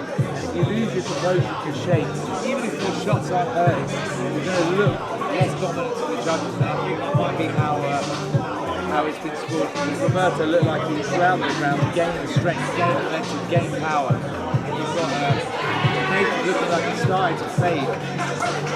Let's see how the judges score this one. But a great fight, really good fight. Nathan started so strong, dipped slightly.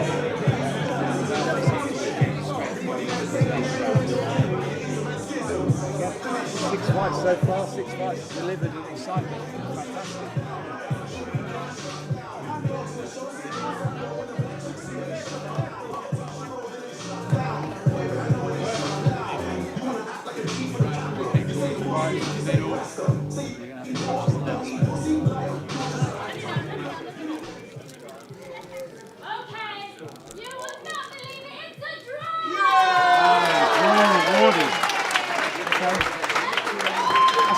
Maybe enough for some of the early rounds.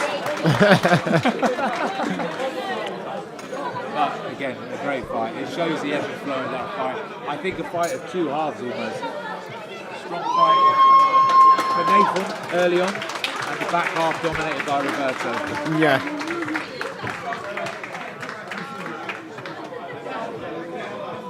The coaches thank each other, the fighters getting their pictures in the middle. Our first draw of the day.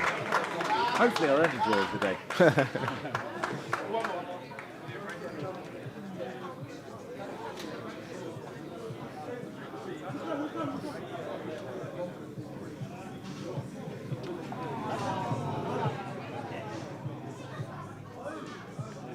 Pictures and selfies, different angles, every angle covered.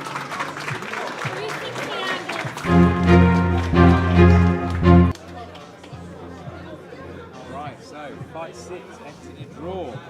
Honours even after 5 rounds of Thai boxing. Next up, fight number 7. Jaheim fighting out of Kocombat Academy. Jaden fighting out of the East Area Boxing Academy. Remember East Area from earlier. Alex putting on a good display of consistent jab and good footwork against Ben.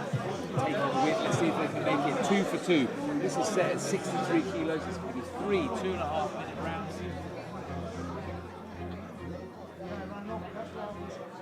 Had the pleasure of sparring Jaheim a few times. Wonderful technical boxer. Really good work on the inside.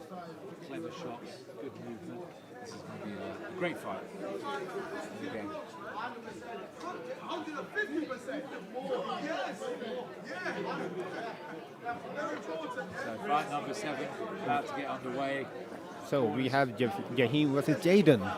Both JJ. And Jaden. Yep. Jaheim and Jaden. KO versus East Area for the 2nd time today. 63 kilos boxing. 2 minutes of action. Both fighters get the final instructions from the corner. Take a little sip of water. Ava so confidently announces both of them. Okay, our next fight is a boxing fight, and in the red corner we have Jaheim. So nice to hear.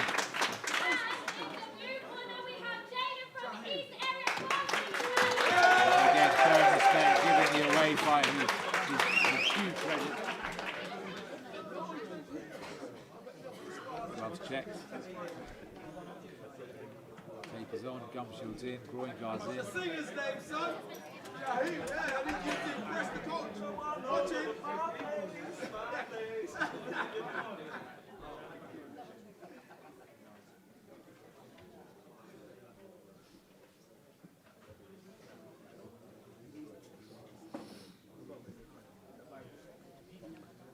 Final checks. Look. looks like they're done. Tape being applied to the lace. Jaheim right on his feet, ready, all set. Jaden more calm and composed in that corner, swaying gently. Slightly taller fighter, it looks like. But I think they're all favourite Jaheim. He likes to work on the inside. He's confident with his movement. He's confident with his footwork. Let's see how this goes. Anyway, fight number 7. Jaheim, Jaden, boxing. 3 2-minute round. 63 kilo category.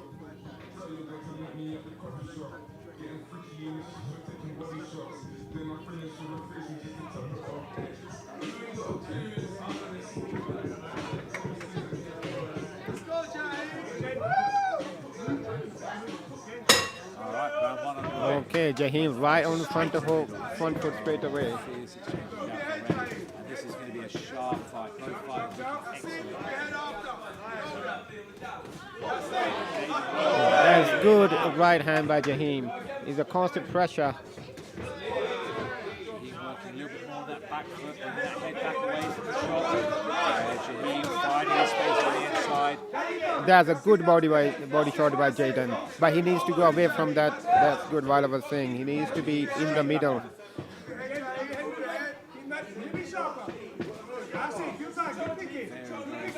A lovely body shot. Jaden showing a bit of that skill with the head movement there, just getting out of the way.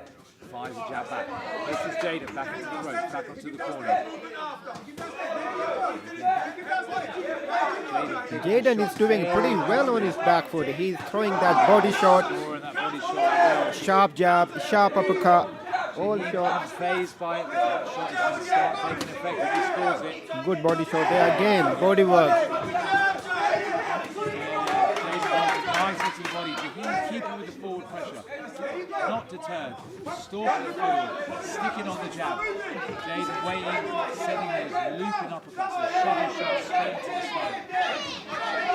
Jaheim sort of in and out. Now Jaden takes 6 moves. Finds the body again.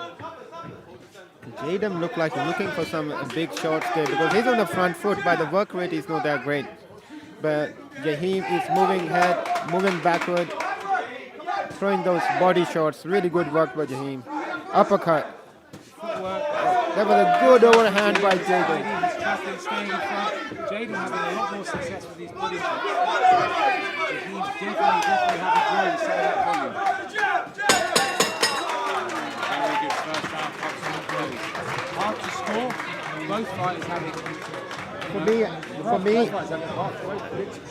For me, if you ask me, I think I got the name wrong there. But Jaden, I think, worked much better on the back foot. He seems to wait a little bit better. Timing the body shot, I think, is important. Not just throwing it wildly. He's waiting for Jaheim to throw, open up, and the body shot. Yeah, because Jaden, every shot is measured. It's not throwing with full maximum power. So good body shots. Jab through the middle and uppercut as well, and moving at the same time. Jaden needs to be. It seems like he has a plan. He just needs to sort of refine it a little bit, I think. Jaheim needs to up his work rate. He's pushing forward, but he needs to put his punches together. The footwork is good.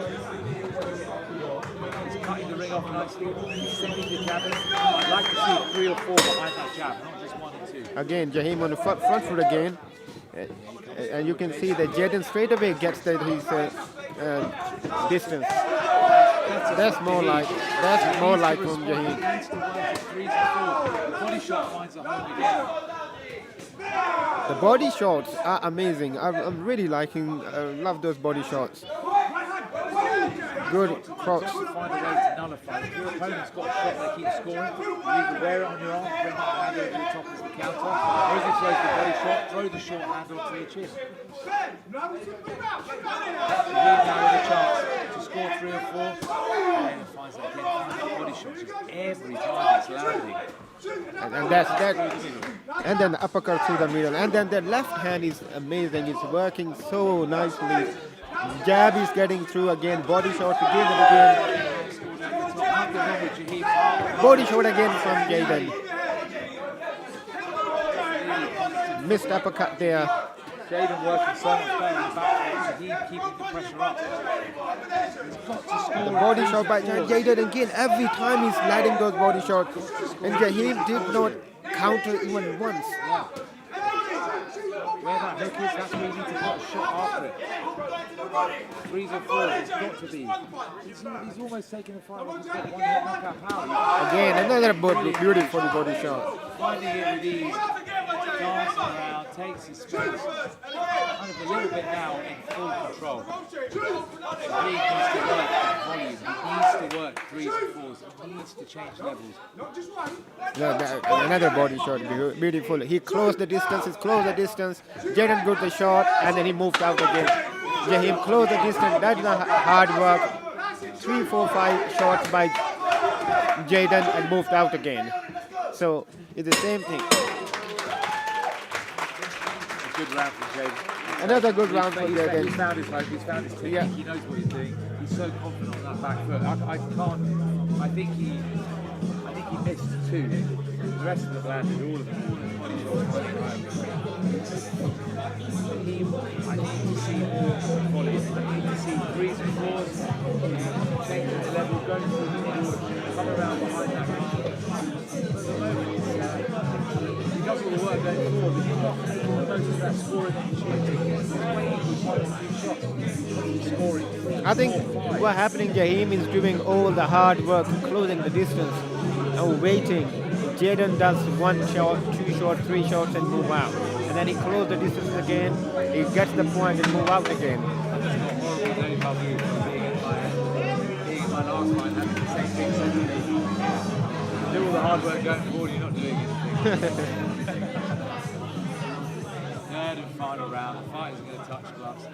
2 minutes now, let's see if Jaheim can change it up. 2 minutes, Jaden strong on the jab. You know we're going to go for that body shot, we know it's going to be coming. It's very smooth right, tidy.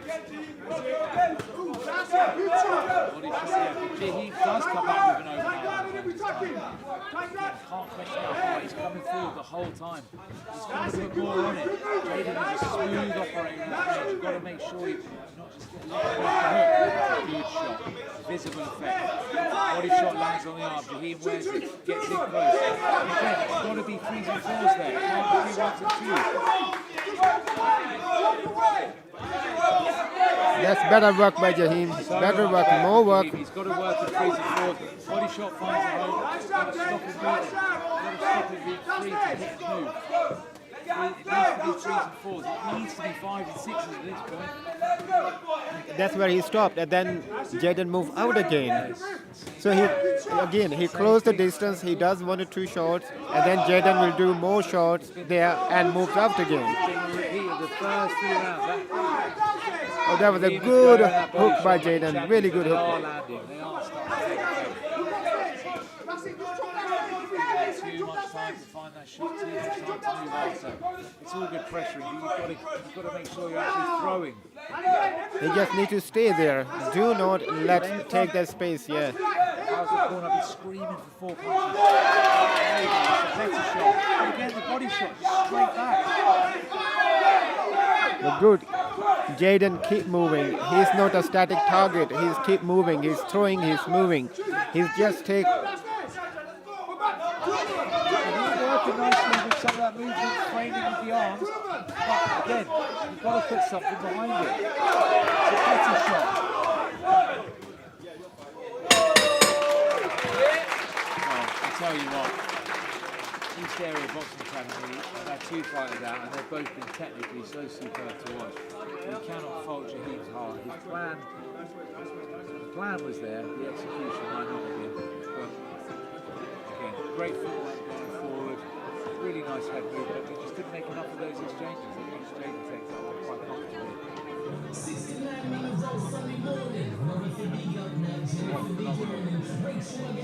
They're fighting for that red card. 7 fights in.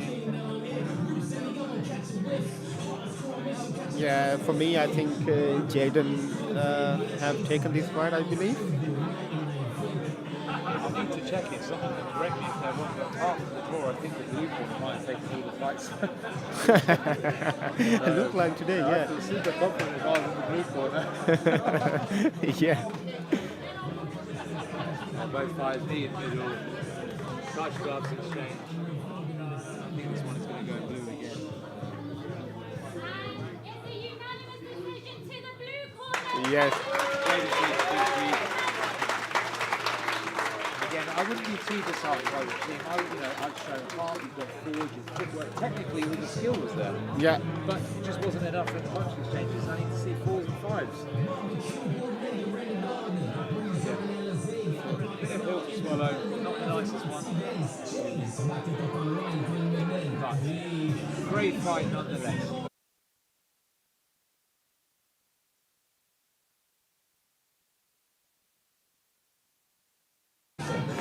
Alright, so with fight 7 finished up, we're going to head into a 15-minute interval, and after that we'll get back after the fight. So, 15-minute break, and we'll be back. Grab yourself a drink, get something to eat, get yourself some Thai food, watching at home.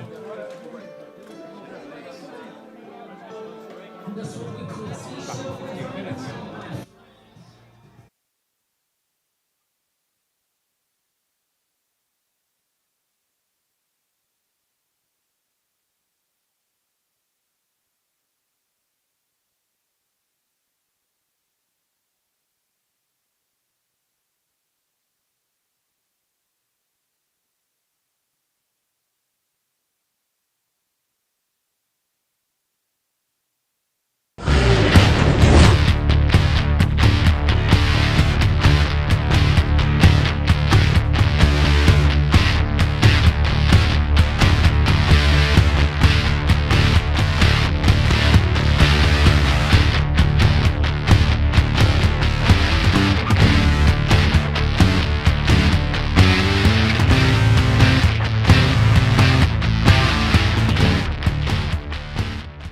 Do you like the mat area? You like it? It's been purpose built for you guys. So I don't think there's a better facility. If there is, I haven't seen it in the UK. And believe you me, I've looked. You're all part of the journey. It's all part of the family. It is now probably one of the best places to train for jiu-jitsu. The mat space is incredible.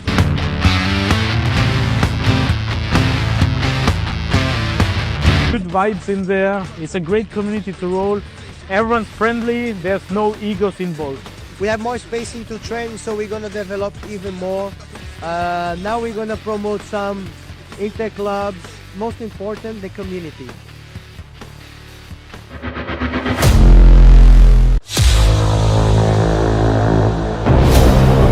It was just another ride home. Until it wasn't. It wasn't a fight, it was chaos. And that's where it all started. There was a time I didn't know how to fight. Not in the ring, not in real life. So I made a decision that would change everything. I started late. Didn't have the experience, but it didn't stop me. I kept showing up again and again. And then it started to change. Timing, distance, precision.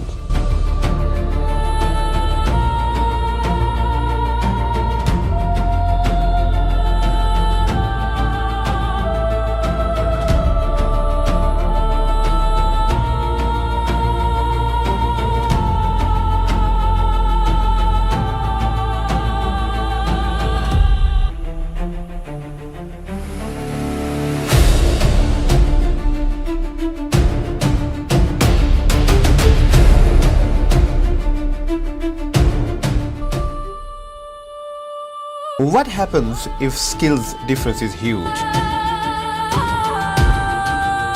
But style doesn't just show up on fight night. Style needs permission. and that's the real fight here. What looks like chaos is a system, and I break it down piece by piece. This is Strikerzden, where fighters think and strikers evolve, and once you see it, you can't unsee it.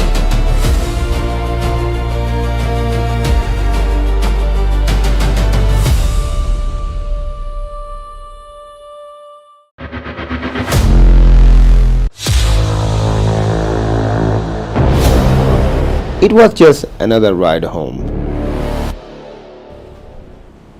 Until it wasn't. It wasn't a fight, it was chaos. And that's where it all started. There was a time I didn't know how to fight. Not in the ring, not in real life. So I made a decision that would change everything. I started late, didn't have the experience, but it didn't stop me. I kept showing up again and again. And then it started to change. Timing, distance, precision.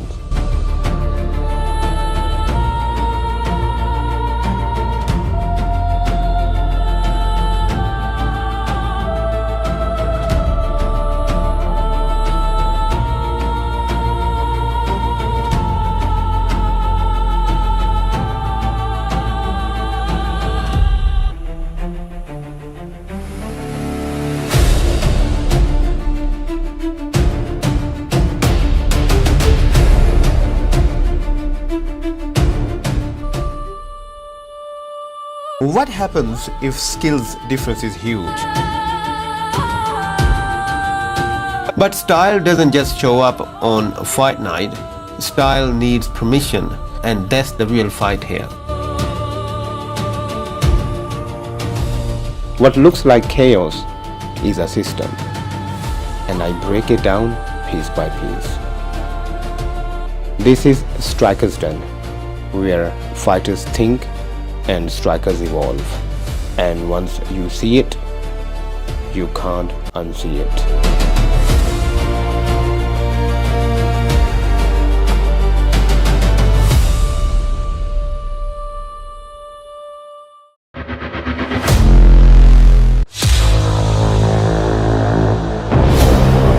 It was just another ride home. Until it wasn't. It wasn't a fight, it was chaos. And that's where it all started. There was a time I didn't know how to fight. Not in the ring, not in real life. So I made a decision that would change everything.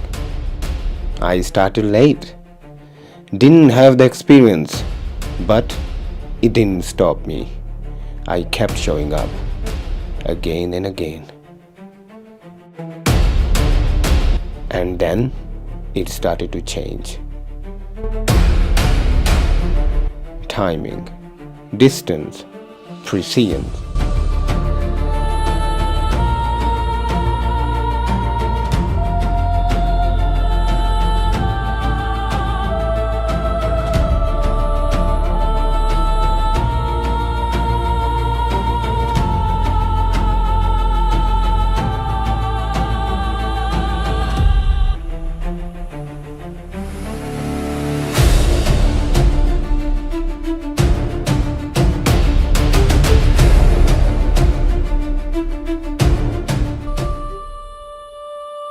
What happens if skills difference is huge? But style doesn't just show up on fight night. Style needs permission, and that's the real fight here. What looks like chaos is a system, and I break it down piece by piece. This is Strikerzden, where fighters think and strikers evolve.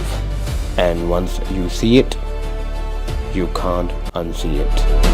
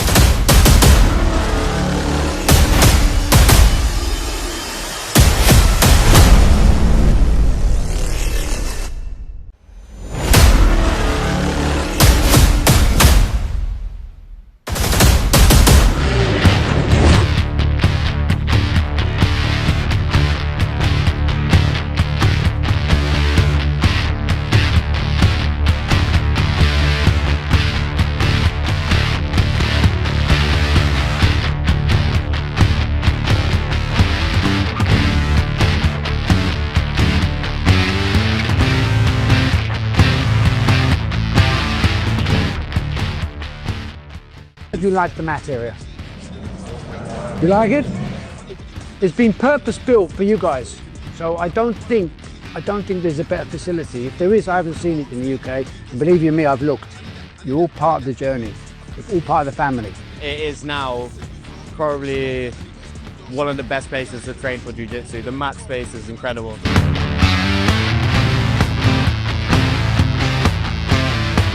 Good vibes in there. It's a great community to roll. Everyone's friendly. There's no egos involved. We have more spacing to train, so we're gonna develop even more. Now we're gonna promote some inter-clubs.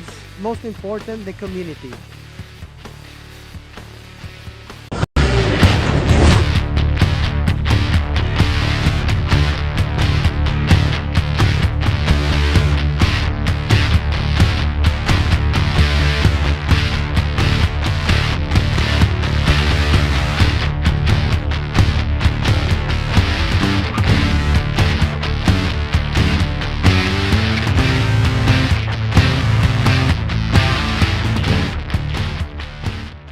Do you like the mat area? You like it? It's been purpose built for you guys. So I don't think there's a better facility. If there is, I haven't seen it in the UK. And believe you me, I've looked. You're all part of the journey. It's all part of the family. It is now probably one of the best places to train for jiu-jitsu. The mat space is incredible.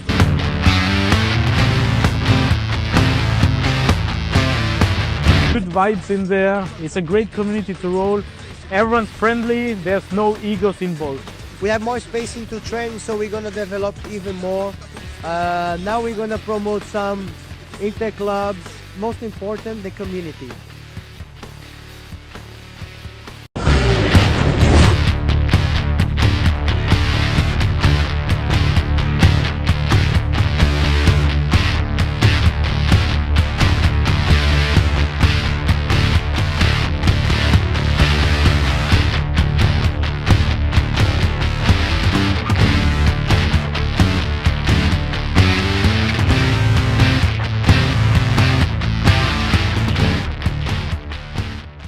Do you like the mat area? You like it? It's been purpose built for you guys. So I don't think there's a better facility. If there is, I haven't seen it in the UK. And believe you me, I've looked. You're all part of the journey. It's all part of the family. It is now probably one of the best places to train for jiu-jitsu. The mat space is incredible.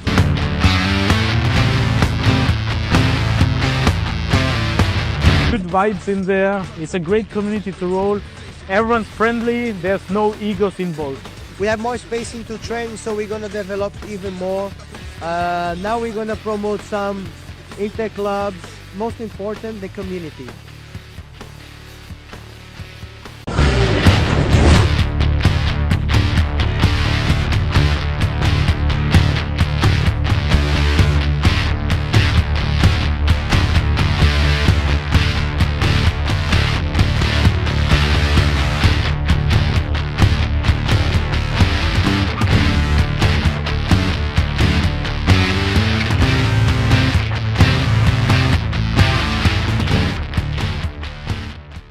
You like the mat area? You like it? It's been purpose built for you guys. So I don't think there's a better facility. If there is, I haven't seen it in the UK. And believe you me, I've looked. You're all part of the journey. You're all part of the family. It is now probably one of the best places to train for jiu-jitsu. The mat space is incredible.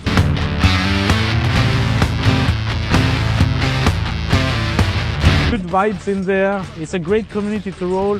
Everyone's friendly. There's no egos involved. We have more spacing to train, so we're gonna develop even more. Now we're gonna promote some inter-clubs.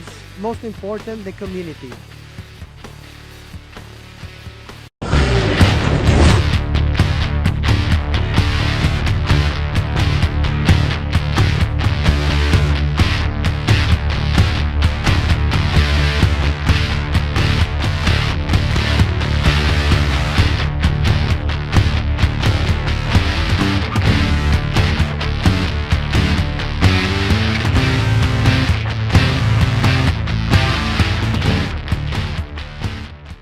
You like the mat area? You like it? It's been purpose built for you guys. So I don't think there's a better facility. If there is, I haven't seen it in the UK. And believe you me, I've looked. You're all part of the journey. You're all part of the family. It is now probably one of the best places to train for jiu-jitsu. The mat space is incredible.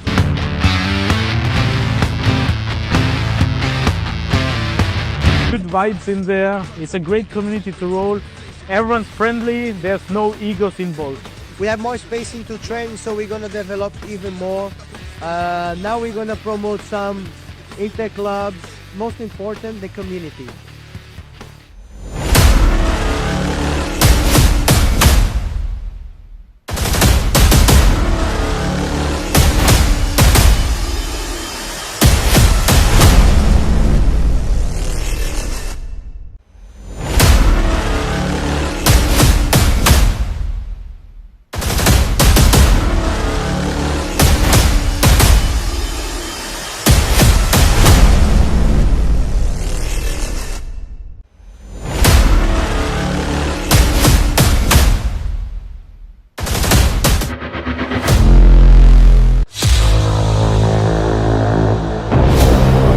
It was just another ride home. Until it wasn't. It wasn't a fight, it was chaos. And that's where it all started. There was a time I didn't know how to fight. Not in the ring, not in real life. So I made a decision that would change everything. I started late, didn't have the experience, but it didn't stop me. I kept showing up again and again. And then it started to change. Timing, distance, precision.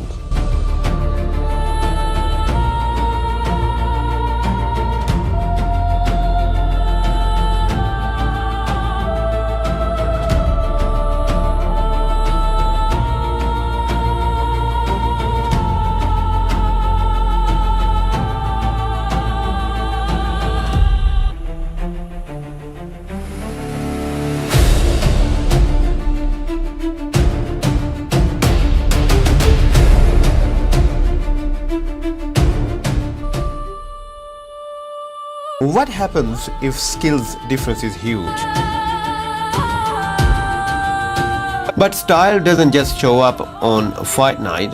Style needs permission, and that's the real fight here. What looks like chaos is a system, and I break it down piece by piece. This is Strikerzden, where fighters think and strikers evolve. And once you see it, you can't unsee it.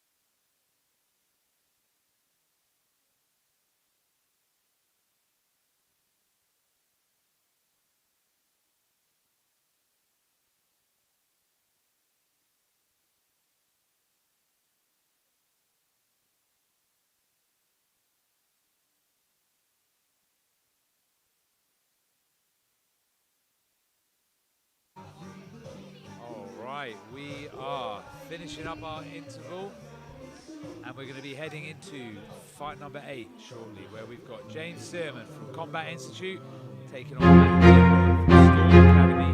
K1 rules, 83 kilos. 3 2-minute rounds.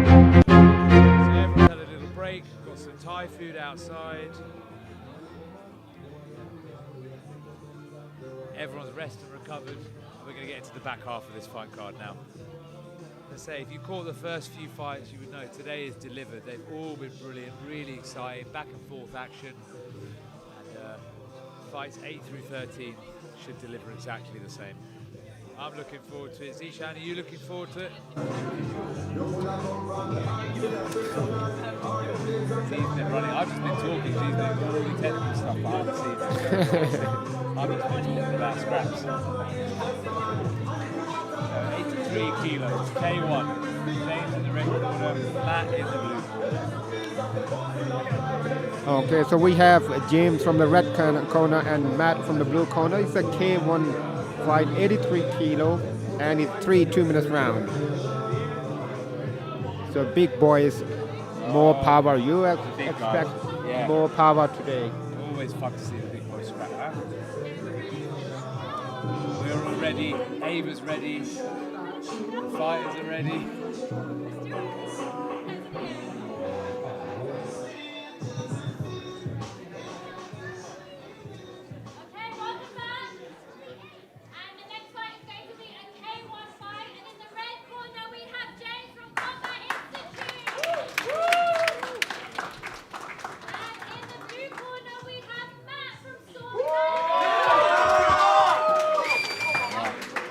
I think Storm James, they changed the corner, so they heard you that the blue corner is winning, so they just changed their swap. Put me in the blue corner. It's a guaranteed win.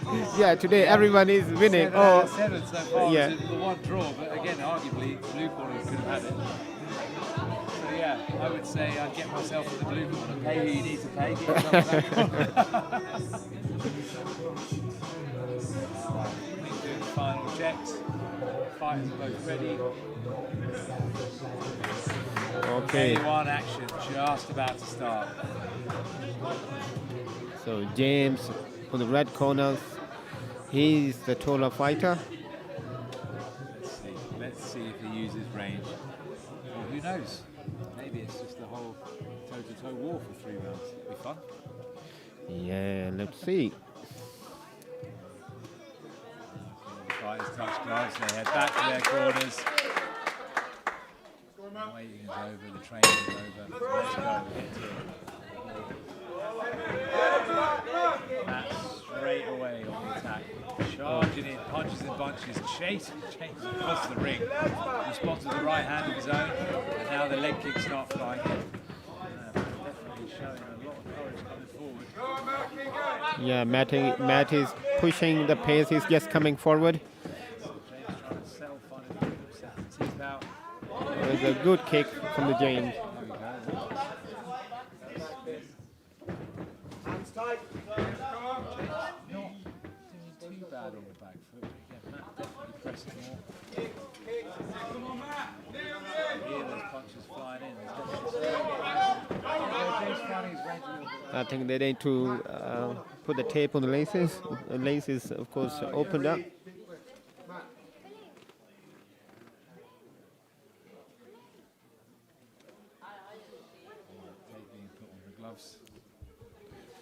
Yeah, I think James needs to create that space for him to work.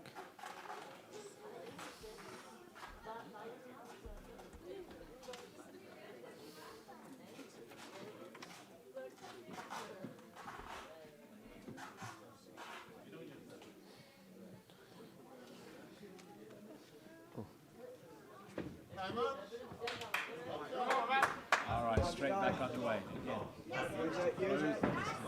James using that jab. There's a little bit of footwork. Circling out. Oh, the head kick just scrapes past. Oh, there you go. And that level breaks. He seems way more confident on his feet now. Flicking that jab out, flicking that teeth out. That pressing just a little bit more tentatively now. He's circling off, keeping his range. Now Allowing him to work that leg again, trying to flick it head up. Straight back to that jab. And this is much better, I think. This is good for a taller fighter. Knows where he needs to be. Again, round of two halves. One moving backwards. Work backwards, create space. Matt looking to close it, collapsing almost. Get those punches and bunches.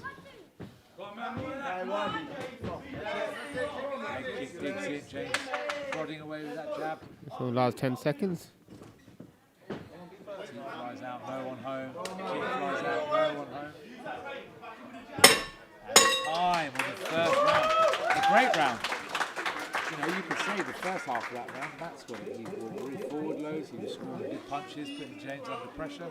The second half, I'm going to say James was really confident. Found space, found the jab, found the kick. Yeah, I think it's always going to be second or third round going to be harder for Matt because he's coming forward a lot and without much technical work going over there. So of course it would make you tired. So I think it's going to suit James more on the longer. So I think in second and third round you'll see more from James. And we've seen today both of us watch tall fighter versus shorter fighter.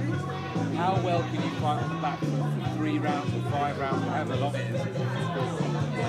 Are you able to keep them away, score, make them hesitant, or are they going to be able to collapse the range?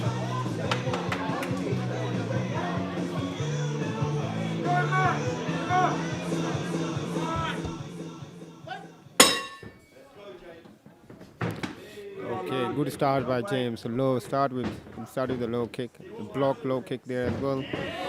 Good right hand by James again. Try for the old sweet chin music, no one home. He's moving well, James, in this round. He's settling into his rhythm a lot better. Matt finding the leg kick, falling back. No trip, no score, straight back up. James definitely found his range. Leaning on that punch, sensitivity to his chin. Matt responds by chasing him halfway across the ring and trying to take his head off. Knee going again, looks like he's just broken his leg. Again, that's what we like to see. Let the referee break the clinch. Let them work, see if they can work out first. Oh, it's a good kick by James. Good right kick by James. He does take him down. Into the last 1 minute of the round. Again, Matt closing that range. Not quite finding exactly where he needs to be. James hugging in. Good 1-2. Right hand follows it and does catch him on the chin. Reminds me of training easy. He's good. I think James is settling into the fight. Yeah, 1-2 push, move around, throw kick. What's important for the taller fighter is to find the rhythm of the football. Make sure you hit, move. It's always at your range. Again, 1-2. Good work by James.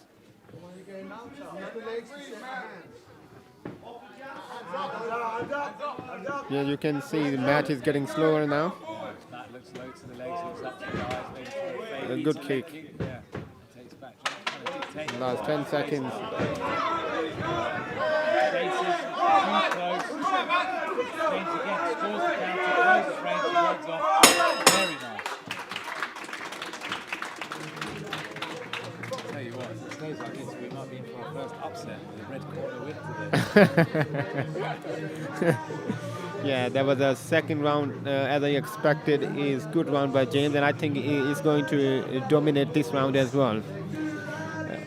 He's found his range, he found his rhythm, and he's moving well, he's throwing shots pretty well, so definitely second round goes to James. You're looking at someone who's growing confidence throughout the rounds. Found that rhythm, found that team, found that jab. Certainly, when it gets too close, simply moving on, not holding on as it gets too much. That's the third round. If you can stick to the same plan, you should be secure and taking the win. Okay, we are into the last and final round. Keep it hard, man. Come on. Okay.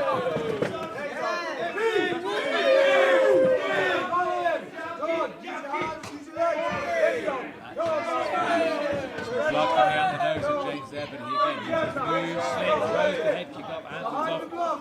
It's textbook stuff for the long range fighter. Jab is rank. That's starting to close that distance, but he's not finding the scoring shots. Good knee for jab score. Right across the face now. He carries on, resolute, moving back, scoring, jabbing, keeping him out of play, charging him with punches. Just not quite into anything. Keep working, man. Keep working.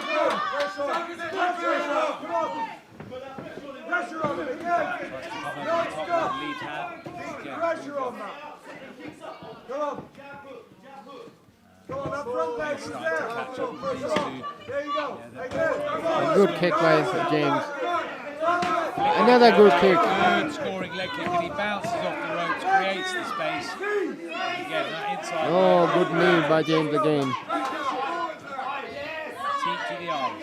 Matt still tracking forward. Matt is feeling the pace now. Matt, let's go.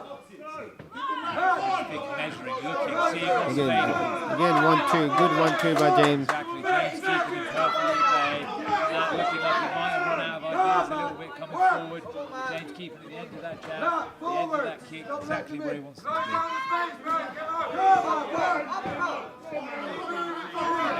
Is there one punch in it? Is there one strike that can win this back in Matt's favour? James having all the joy at the moment, finding his range, his confidence, dancing around the ring as Matt charges. 10 seconds left. Matt has to go. Matt has to score big. Beautiful work by James there. Beautiful work. Time. And that looks like a really decisive victory. Red corner. James, a classic example of finding your rhythm, finding your feet, finding your plan, and working confidently, basically.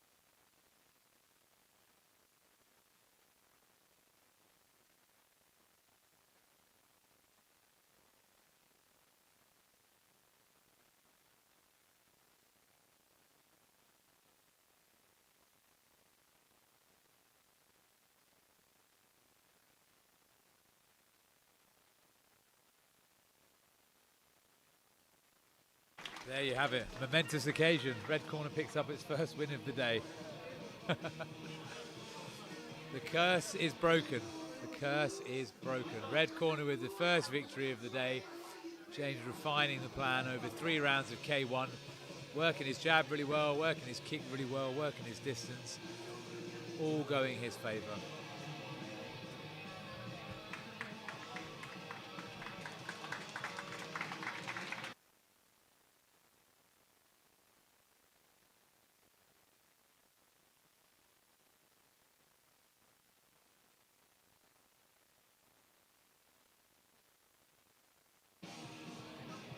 So pictures taker, winners announced, medals given, and we're going to head into fight number 9. Trevor Wright fighting out of KO. Oscar Lara, champion in boxing at 63 kilos. 3-2 rounds.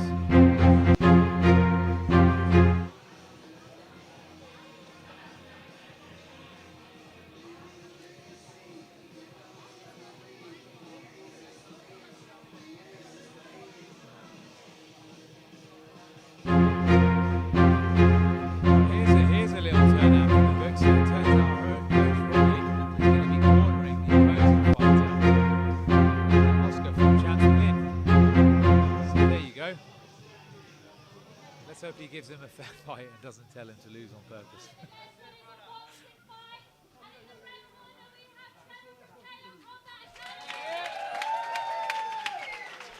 All right, fighters are announced.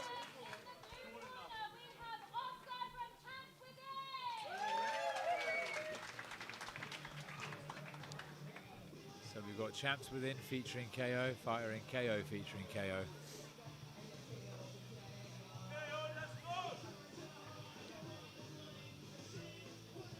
checking the hands, the gloves, making sure everything's above board.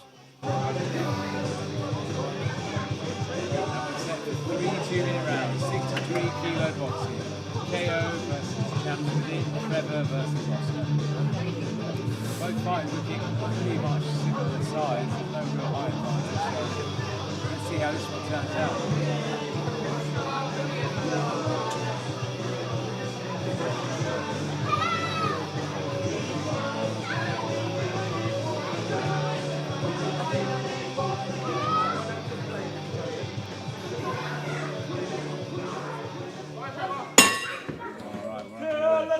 Oscar taking a centre circle. Trevor looks like he's going to dance in and out with a jab, moving in and out.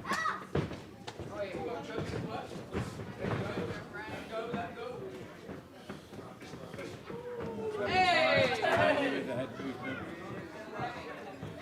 Back with shuffle there, just reset, takes the centre again, charges in, trying to squeeze the body. No one home. Oscar grabs on. Ref break.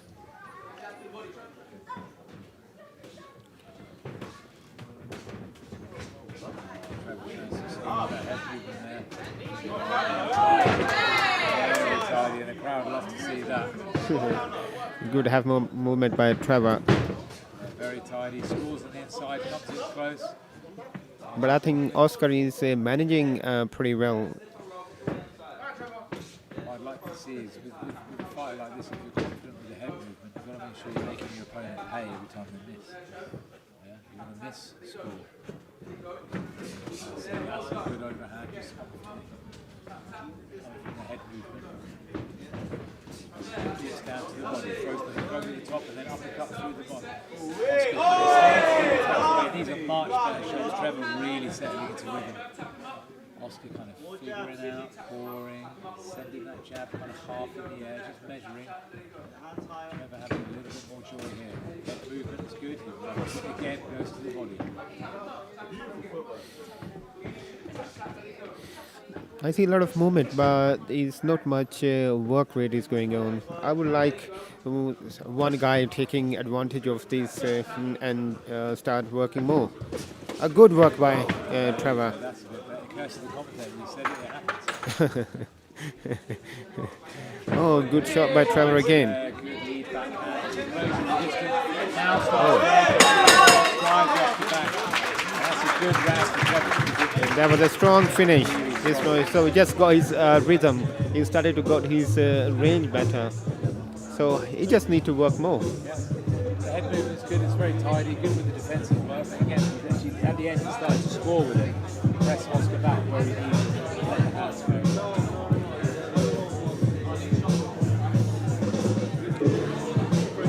It's also good to know that exactly what is working for you.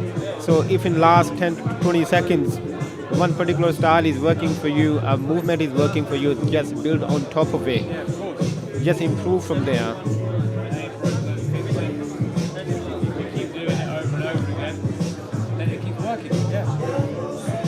Let's see. Yeah, comfortable round. Yes. Let's see if we can build on top of that. Yeah, exactly.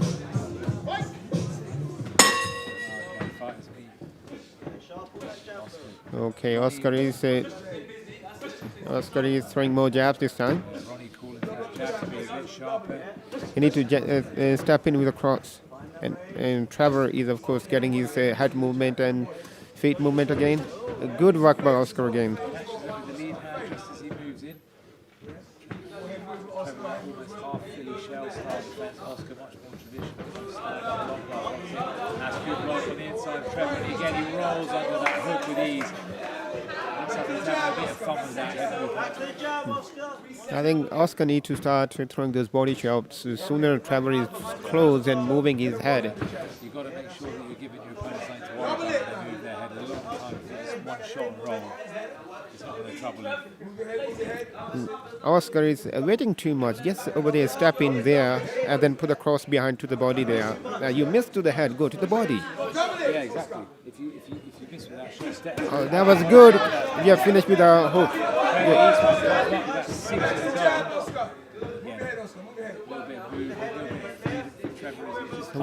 We are already halfway through, and I think Oscar is doing pretty well in this round. Yeah. He's not sure how to score off. Yeah, exactly. But Trevor, he's waiting too much as well. He's spending more time on the head movement and all rather than doing that is 1-2. That's what I'm talking about. Stampede 1-2, and I think he's gonna throw more. Route 1 works really well. Straight down the middle, kind of almost wakes Trevor up a little bit. Knows he's got to up his volume. Yeah, he starts to wait for his chance to counter. He's back on that jab again. Circle to your left. Circle to your left arm. Go for it, Trevor. To the back end. End of round 2. Much better round for Oscar. Much better round.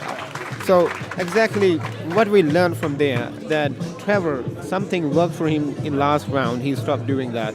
And Oscar learned from there, and I think must have listened to his corner, throw more jabs. And he started to work for him.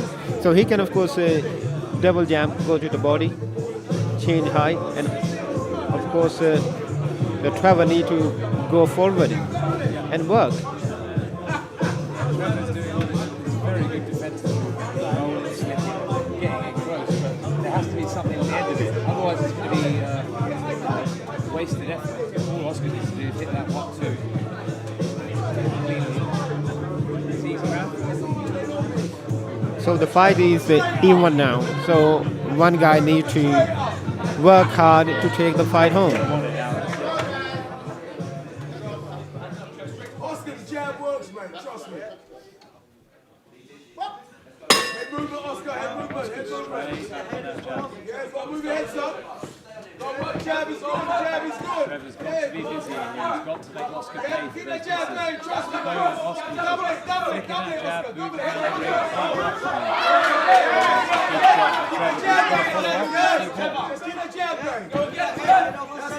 Good work by Oscar so far. He's moving, but he's moving on to one side, which is the right side, the power side, to the Trevor.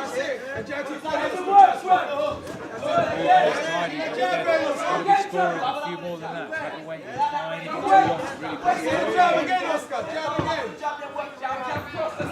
Oh, that was a good attempt. Kind of slinging shot. Yeah. The way Trevor's moving, the head he moves into it.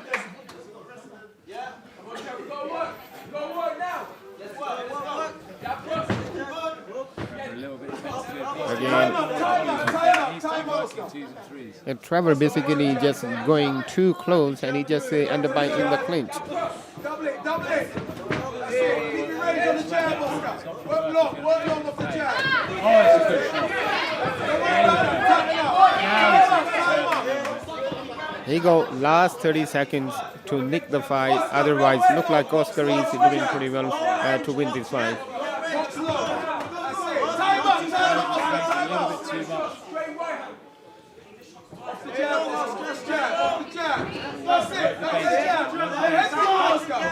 Move your head after. Move your head after. Move your head after. Move your head. Come on, it's gas.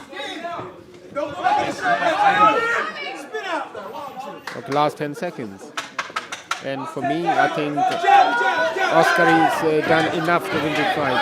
It's a good body shot there. Trevor on the attack there. Really kind of exploded too late. Slowly to life for that last little bit.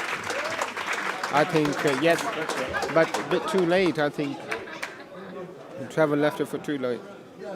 And I don't understand, are these guys 63 kilos? So they can fight me. Maybe you should go in.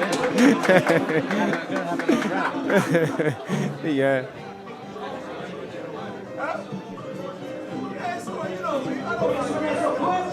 I'm a traitor.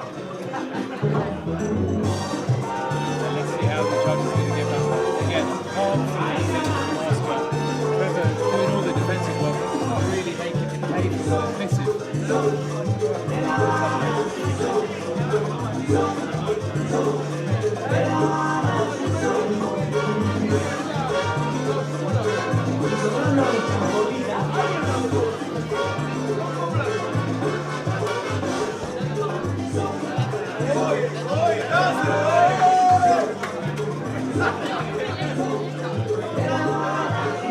So far, so good. We are already into last 4 fights.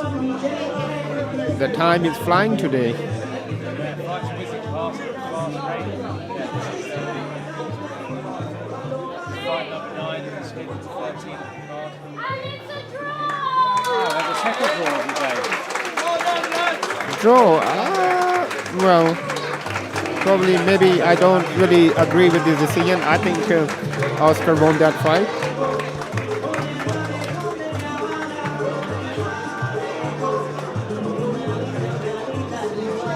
Perhaps the defensive work there is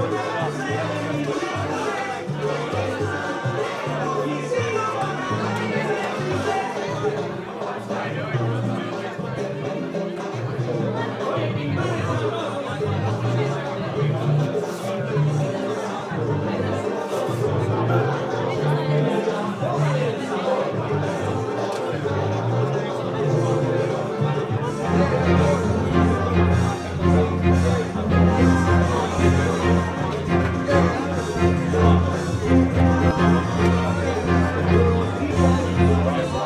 So next up, we've got Alex Taylor representing XCMA,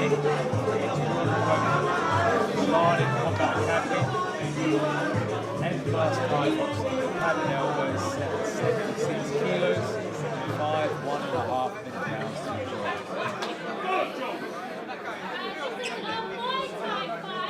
Both these fighters, lots of height, big build. This could be a great fight. Okay, so we go in red corner, Alex.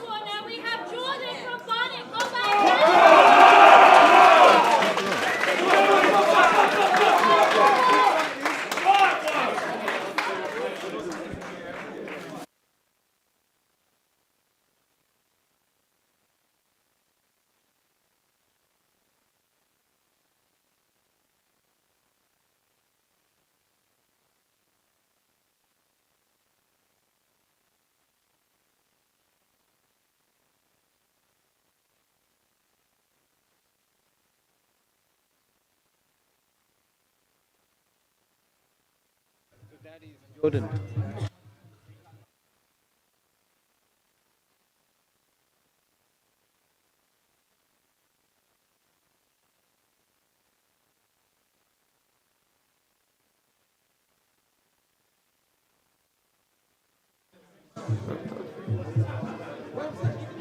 Alright, both fighters meet in the middle, thinking about the rules. Seventh round, one is 5 rounds.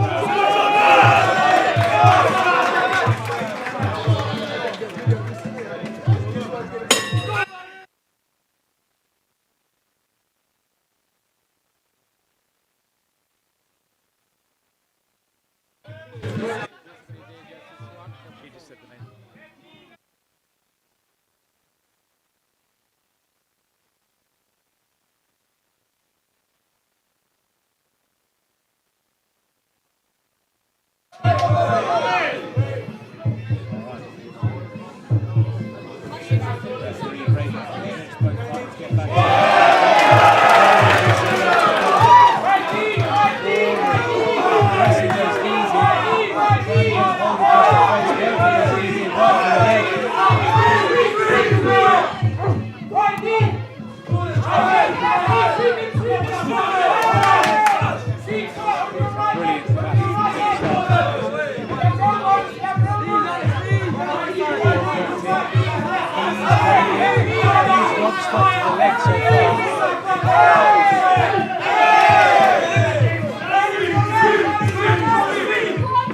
Nearly a sweep.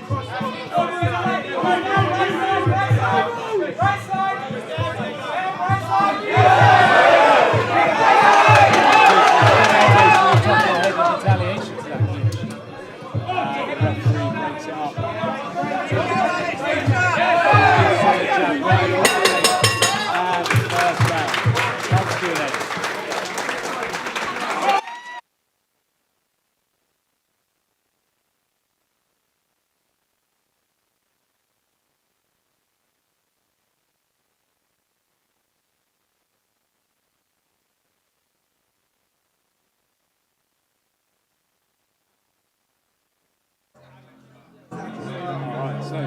That looks like we're going to have a pretty heavy clinch fight. We can already see the red marks on the back. Over the blue corner there.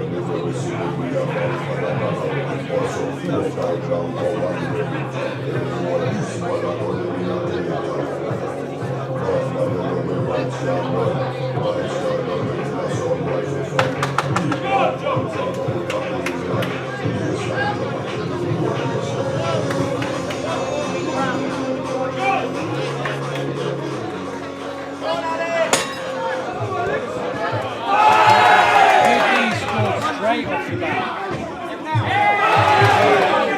He's working so well.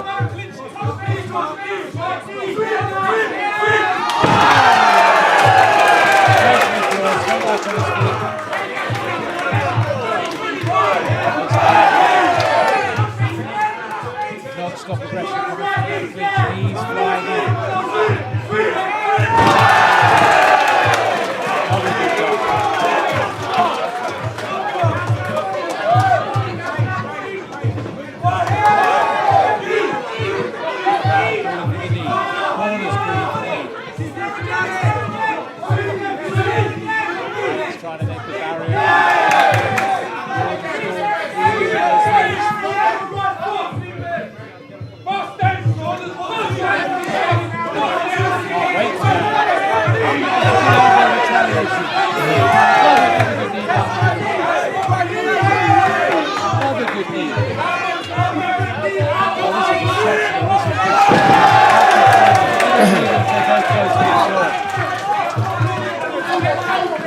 Last 10 seconds of the round. There's sheer aggression from red corner. This is abs flying in, elbows flying in, knees flying in. Pushed in the corner. Horrible position here. He's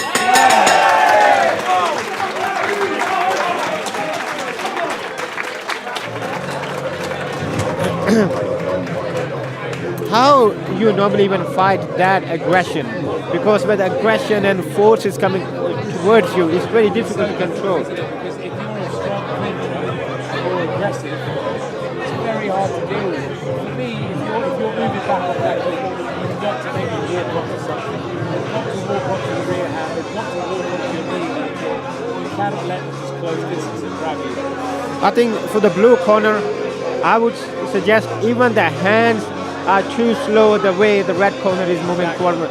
You step in with the elbows, spear elbows, get through the guard, hurt your opponent. If you don't hurt your opponent, it's going to get difficult for you to stop him. He's not going to stop coming at you just because you're sort of boring. Again.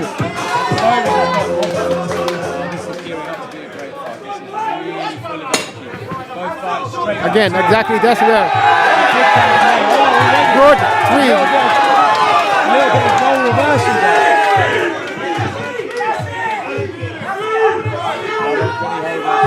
Those knees just tapping against the hip, they will start accumulating that damage. Already goes down winning the last minute. I would like to see more elbows. I would like to see more elbows. And his corner is actually telling to use the elbows. No, the good elbows from the red corner. Here they come. Elbows are flowing. Break the shape and the good knees from red corner. Oh, big elbow again. They crowd right on top of this one. Everyone's cheering for him. Pushing away his forces.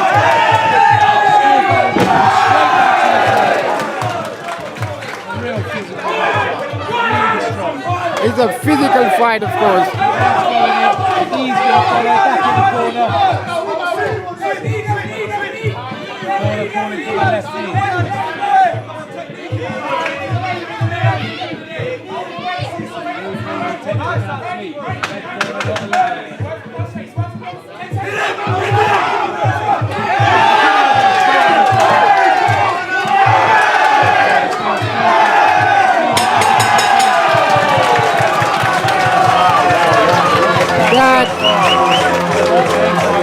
That is pure action, pure aggression, pure force.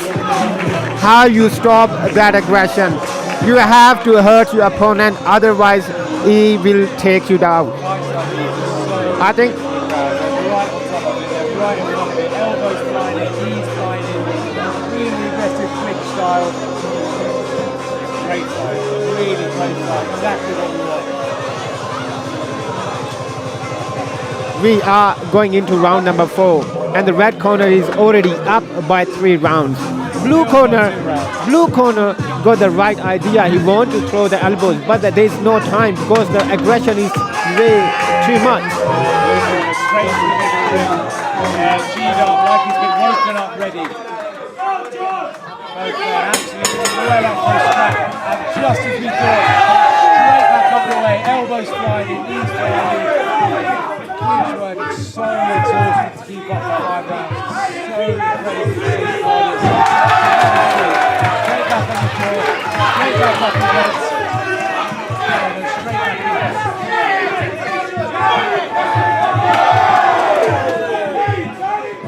Barely hear it over the crowd. The shout from the boys. Exceptional fight. Not stop action. Round 4 of the end is close. Someone's going to get another slip. Nearly flying out of the ring.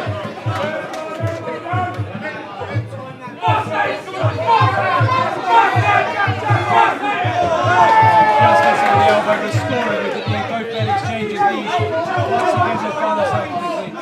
Blue corner pressed up against the rope. Red corner trying to assert dominance, mentally and physically trying to break his opponent down. Scoring really nicely, not enough to finish the fight.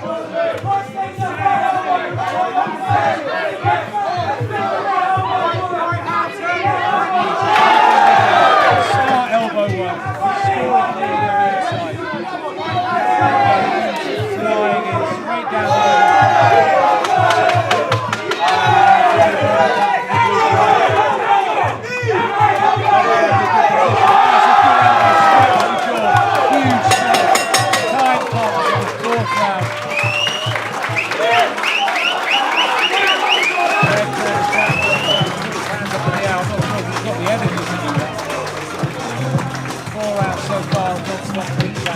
Proper Muay Thai fight. Really entertaining. For me, I've got this one pretty much 4-0. Let's see how red attacks. I mean, again, all you need is one shot. When you get onto these weights, all you need is one more plate shot. You can change the fight. Blue corner is confident, hand raised, ready for the scrap. He's got to do a lot of work to win this.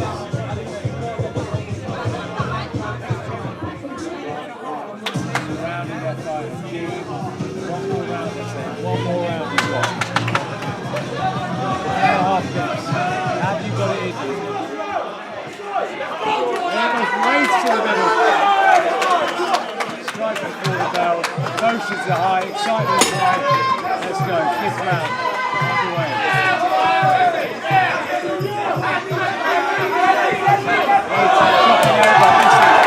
Right hand response. Again, left hand response. Full of confidence, full of energy. Gazing down his toe. Oh, he goes for the same one 2 in a row. He's got to get up, Blue corner. He's got to get up, face it head on. And again, straight back in the clinch. Exactly where he doesn't want to be. He's got to work here now. It has to work. Turned into a dominant position for the red corner. Referee breaks it up.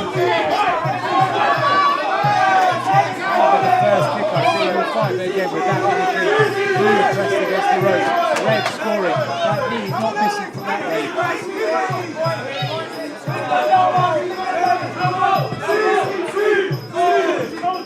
Blue trying to score those elbows. Tucked it home. Looks like they're going to go ahead and say, no, I want more. I still want more. I've got more knees left. Scoring, all the time scoring, chipping away at that stamina, that confidence. Blue trying to come back over the elbows to the head. Another time with a huge score breaking shape down the middle.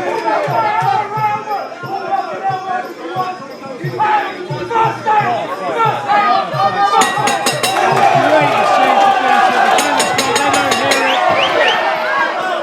Punches after the bell. You can barely hear anything in the crowd.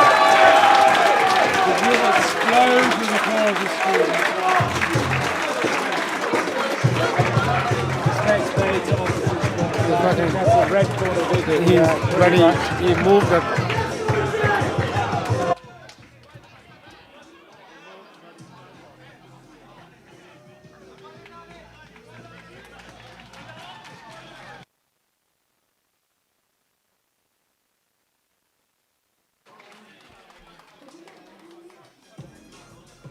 Well, what a fight that was. Exceptional action for 5 rounds.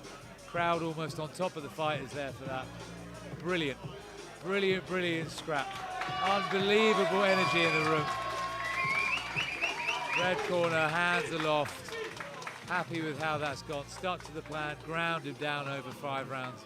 Blue corner obviously looking dejected, but again, stuck there for the whole 5. Did so well to weather that storm.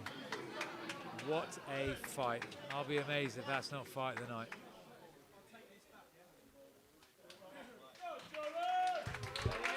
The crowd again with a round of applause as we're going to declare the winner for the bout.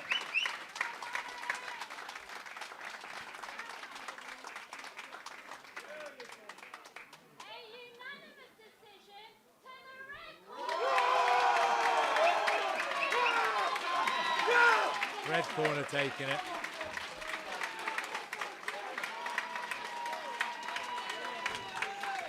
Testament that Muay Cow style still works. Learn your clinch. Learn your clinch, kids. You've got to know how to clinch in this game. Exceptional fight, full of energy, full of action. Exactly what we needed. A little afternoon pick-me-up. Great fight. Great fight.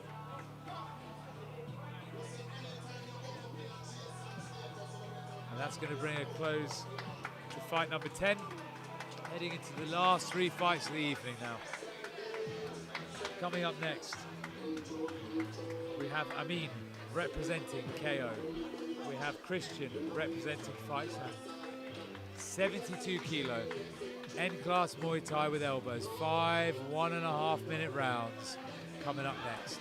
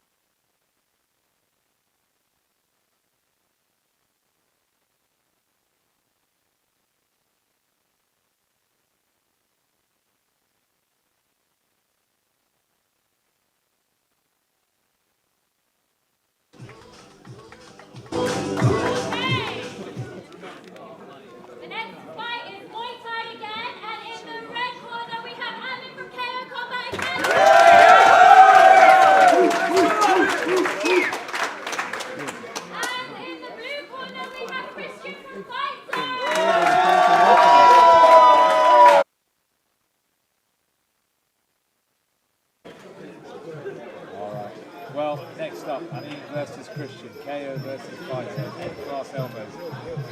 Both of us know Amin's he obviously trains like no one I've ever seen before. No one has put more into a fight camp than him.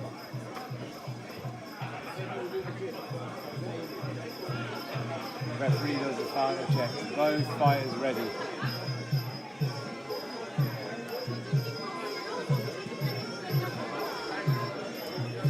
Okay, so we have red corner Amin, and on the blue corner we have Christian. Amin is one of the fighters. He's very interesting style. It seems like his guard is open. He's very loose, but he's very fast. He's fast and he's got strength in those shots as well. Yeah, he goes. He can hit hard.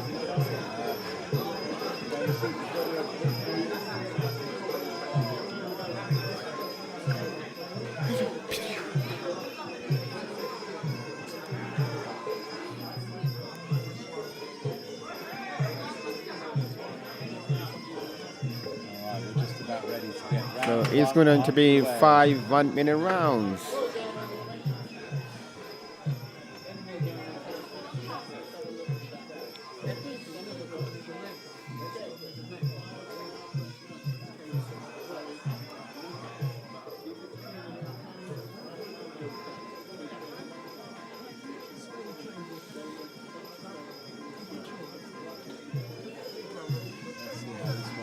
Let's see how this one unfolds. I mean, speed is the slightly shorter fighter. He's in the middle. Instantly with a good kick. Looks like aggression is going to work early on for him. He's settled into his pace. His kick's working nicely. Off guard. For the Amin, is everything is sharp. It has to use his speed and his style to go through Christian's guard. Keep a little bit of space. Tap away those leg kicks. The hands are going to be key here. Christian's going to try and keep him away. Let's see who's going to get the better on the clinch here. Those knees working. Christian trying to barrier. And there's a break. That's it. Don't stop. Don't stay there. Don't stay there. Send a little bit more behind that. Good work by Amin. He's going forward. He's sharp, and he needs to put his second shot behind his first shot. That is good overhand by Amin. All that training's paid off. All those long hours.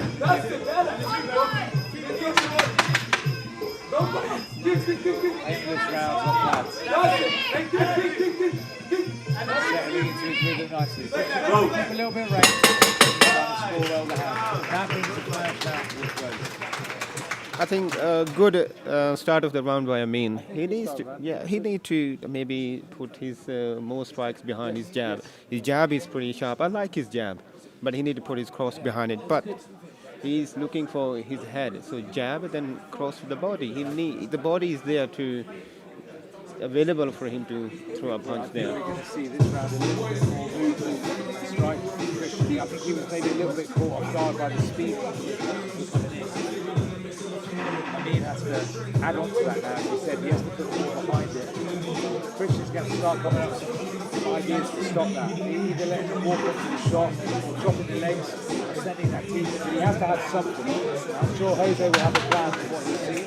Let's see if he can execute. Yeah, let's see how Jose going to tell his fighter to basically adopt. That choppy little speed is working, just sending those shots in. That's it. There's a good jab by there, but need to put that. See Christian try and respond with it. Slightly longer.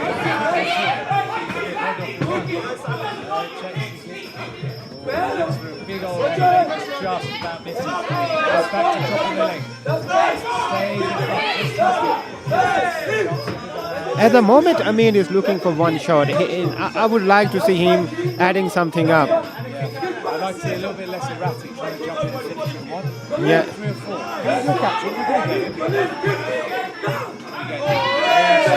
Pushing Christian back. Christian is flicking his kicks out. He's a little bit more powerful with the shots he's given. Pretty impressive hairband move.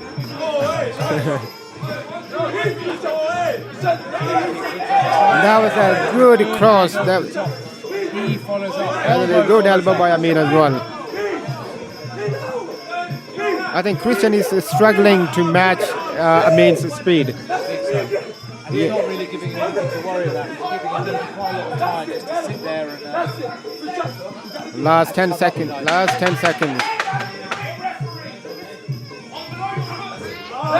Beautiful. Yes. Behind it.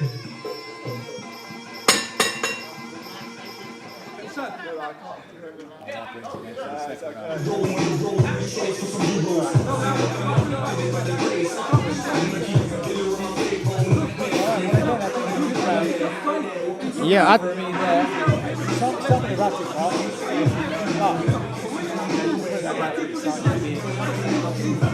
Trying to score one big shot. Yeah, I think there was another good round by Amin. Yeah, but I think he can improve. He can do better than that.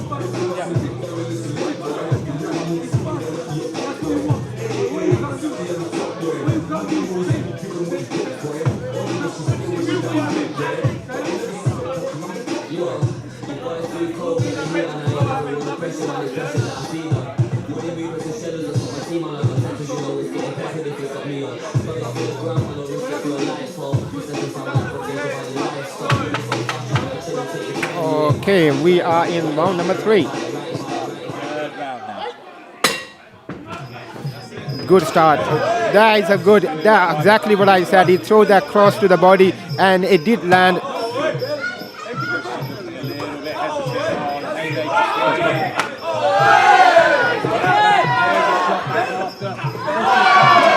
Amin has much more venom into his shots now. He seems like 2 rounds down already, so let's go more in.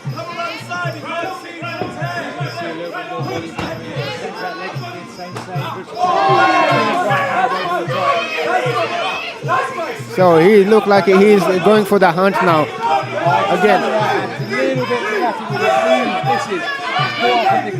But that right hand is landing again and again because he's stepping with it. And those are big, powerful hands. If he can put something after that right hand, he's going to fight real successfully.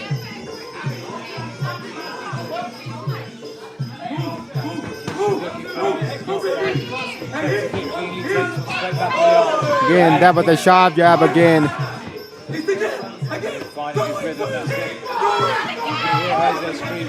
Last 20 seconds.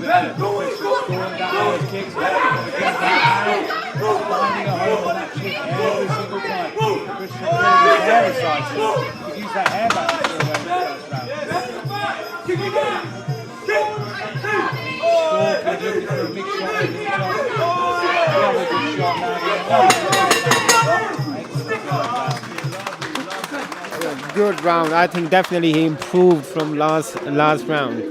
But again, not one shot. You need to put not every. Yeah, it doesn't need to be every shot money shot. Every shot doesn't need to be power shot. He can just percentage 1, 2, and then put the third one the power shot.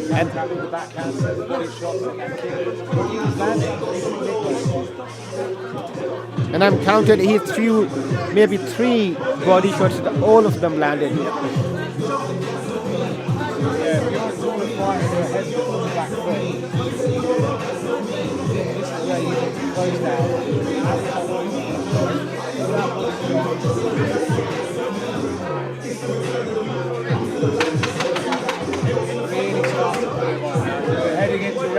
Heading into round 4.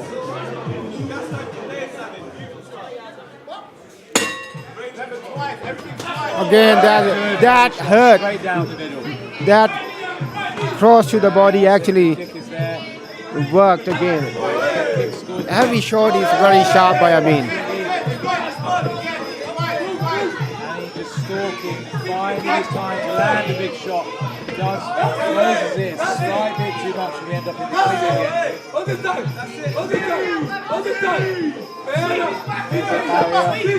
Good barrier by Christian to stop the clinch.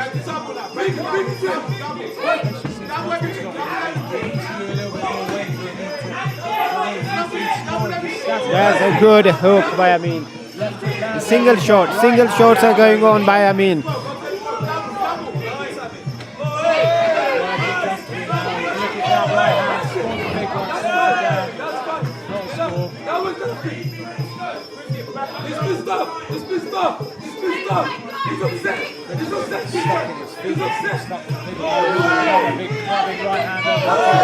Again, body shot. Oh.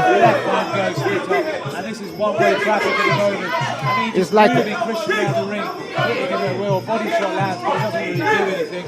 And he waits. Again, digging body shot.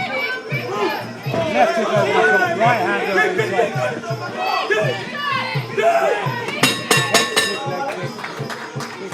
But again, that's pretty much all red for. Yeah, I think all 4 rounds go to Amin. And Actually, he's throwing only power shots. Only power, and most of them landing as well. The cross to the body is surprisingly is working.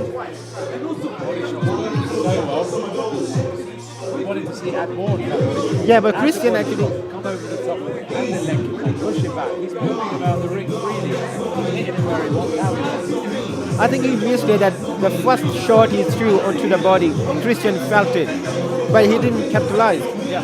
Throw more, go to the body, throw hook to the body. When it's going your way, you've had it before. When the fight is going your way, it's one-way traffic. Enjoy yourself in there. You want to try all the stuff you need to try. Work at the volume, work at the level changes, yeah? You're not worrying about how to win those changes. You are winning those changes. You're not worried about it. Now you get to try and be a little bit creative. What are you going to add to that body shot? What are you going to add to that leg kick?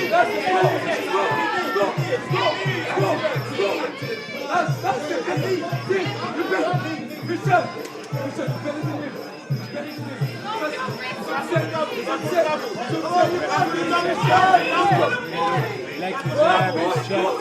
He tries to switch the leg, takes one back from Christian. He's kind of understood his range a little bit. He is there. He is working. Yeah, I think that's what Christian need. He need to get Amin into the clinch, and Amin doesn't need to be in the clinch. He doesn't need to be staying in the range because he's for mid range. His punches are working. Again. Very much looking for the finish here. Christian trying to keep it out. Again, body into that. There was a near miss there. Moving around the ring with free will, sending in these haymakers, trying to put him out early.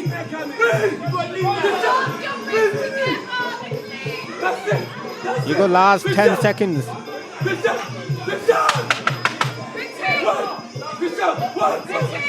much Christian to do at this point. He's looking for these finishing shots.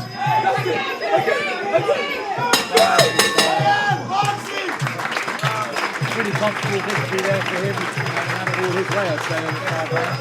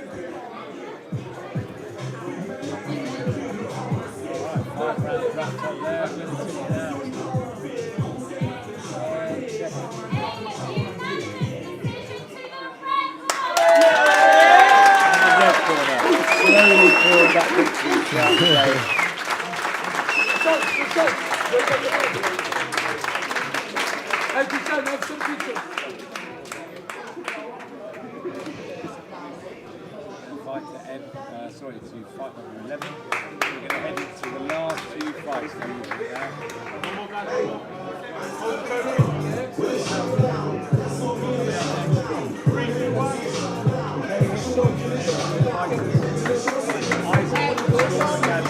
K1 is the big guy, 82 kilos, 3 2-minute rounds.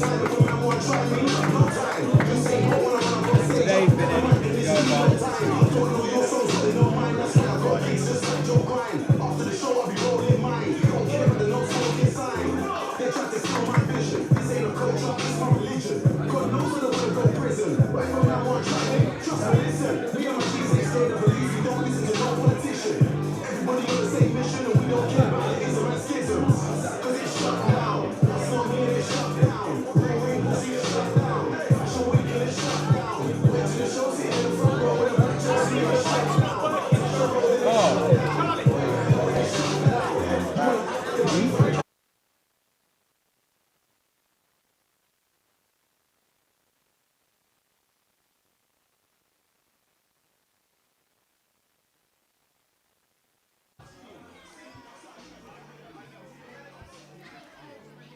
Yeah?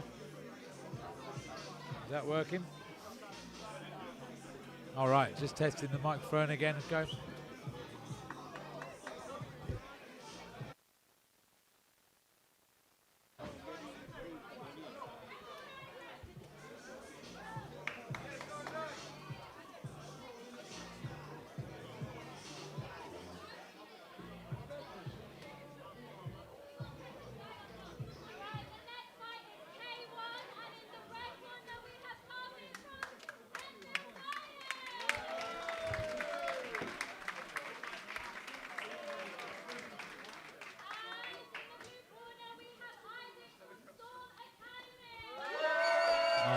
So, Kahib from Enfield versus Isaac from Storm.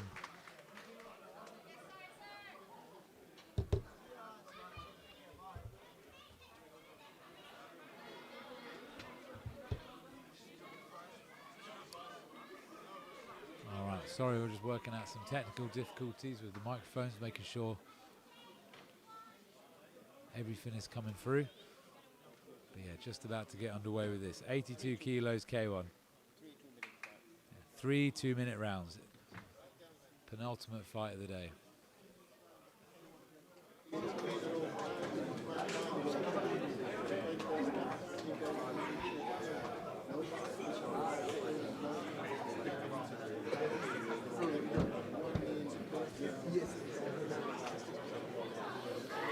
Fighters receive their final instructions, their touch gloves, head back to their corners.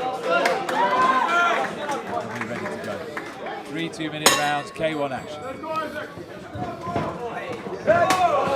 Oh, that. Oh, that. Kahib looking to counter. Leg kicks. Chopping up both, trying to win the leg kick exchanges. Hands flying either way. The power shots are coming for Kahib. He is looking to take his opponent's head off.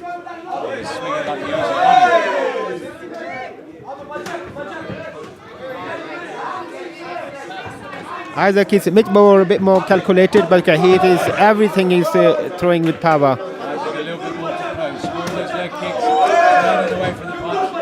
Kahib trying to sort of jump into these shots. Again, good overhand by Kahib.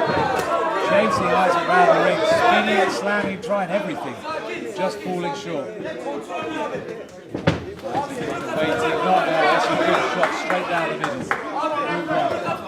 Moves his leg out of the way, scores himself back. Oh, that is the good one. Good sweep there, nice timing, no damage done. He goes straight back into the middle. Isaac moving forward again. It's another good one. Trying to score that counter shot just as Isaac steps into the ring. Good low kicks by. Those leg kicks are going to start taking real effect soon.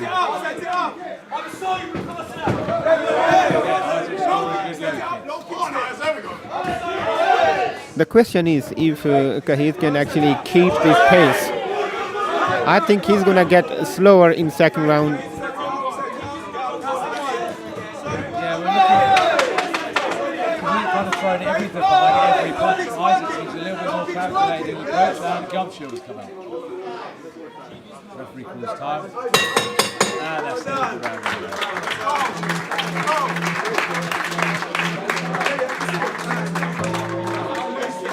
good round, to be honest, both fighters having a little bit of success with different aspects. We can see how round 2 unfolds.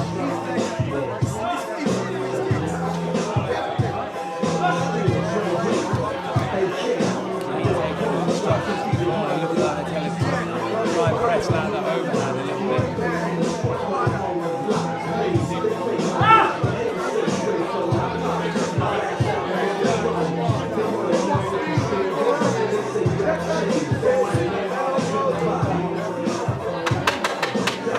Round 2 here.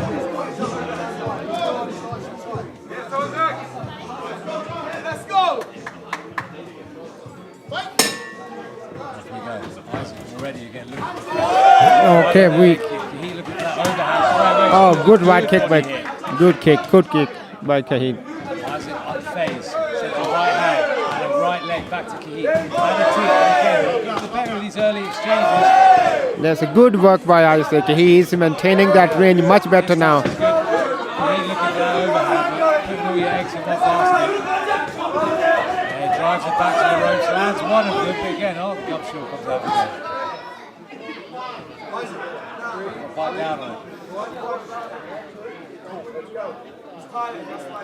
Yeah, Isaac need to maintain that distance and try to make Kahib walk onto his cross for those shots and keep him just long range.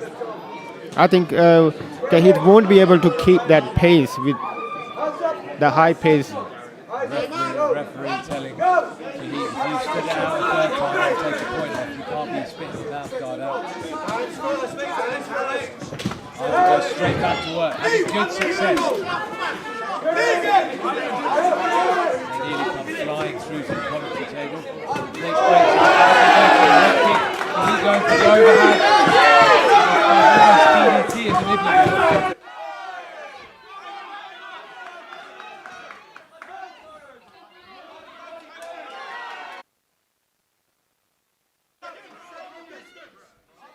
Action carries on, some swelling on the right eye of Kahib. Isaac again having success with that kick, having success with the hands after it. Spinning to win and missing, moving just out of range. Kahib looking like he's biding his time, looking low to score high. Comes up nothing, Isaac digs to the body, and the mouth guard is out a third time. And surely that's got to be a warning. That has to be a warning.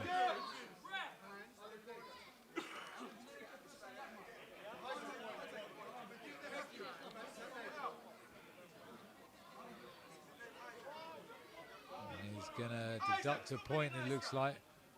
Spitting out the gum shield.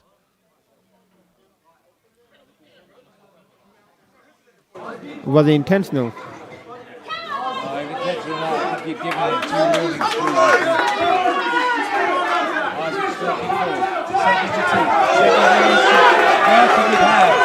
He tries to come back, but again, no one home. Isaac dances out of distance. Scoring the touch.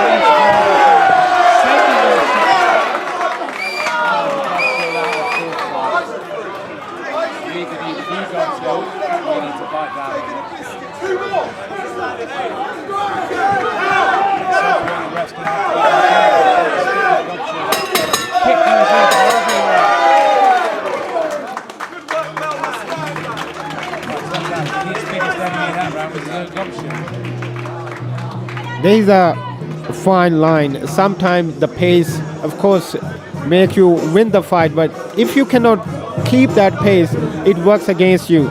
That's exactly what happened with Kahib over here. In first round, his pace was high, it worked for him, of course.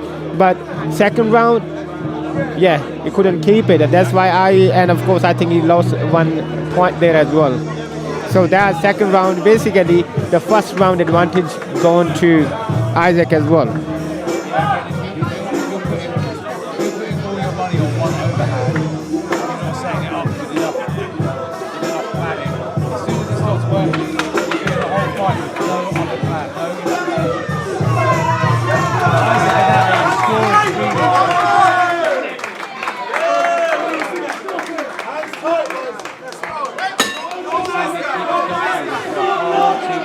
Oh, it's already come out. I can't believe it. I cannot believe it. It's come out again. The gum shield. Got to be a record. That's why Got to be a record. you need to spend a bit of money on your gum shield. Money will sellotape it on. Bite down on your gum shield.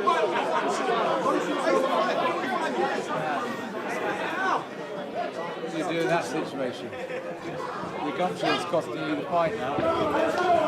To get back on the way. Isaac goes straight back onto it. Good distance control. He tries to get some momentum back. It's not going his way as well. Isaac fainting with that front leg, sending the teeth out. Long leg kick, kicks wide. Scores with the overhand, but Isaac wears it well. Sends it a leg kick to the ground. He trying to drive Isaac back. Those are punches are finding home. They're finding the target, he's scoring each time. He's using his length well, he's using his height well. He keeps bouncing around, but he's not really got a plan at the moment. Tries to top the leg, constantly blocks. Again, the leg kick goes back in for Isaac. Using that long guard, creating space. And again, having it all his way at the moment. Takes it over and he's swinging badly. Isaac wears it well. I'm just waiting for the gum shield to come out again. Surely, with that 1.5 minute of gum shield staying in. Punches going in. Waiting, being patient. He can be patient now. He's scored. That is the Sanchez style. 4 gum shields coming out, 1 Sanchez kick. This fight has everything.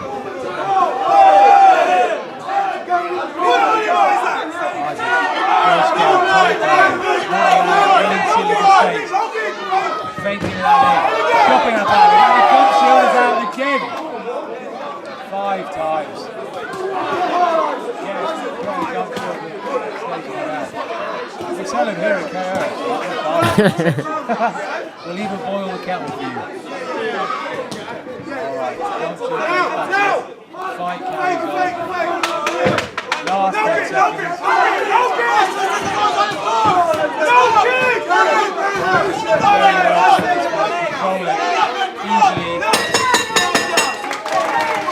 Okay. I think that's the victory for Isaac, probably. The worst thing, I think, for a fighter, when you have a technical ability, but your cardio is there. So that's where the worst thing. So you can do it, your mind is telling you can do it, but your body just doesn't respond. I think the second worst thing is having a gum shield that doesn't stay in your mouth for more than 10 seconds.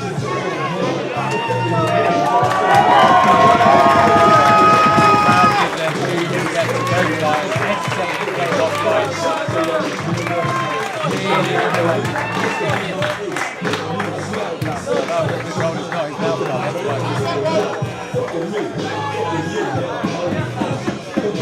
Well, there's less than 2 hours now. Turn up to 5 minutes round outside.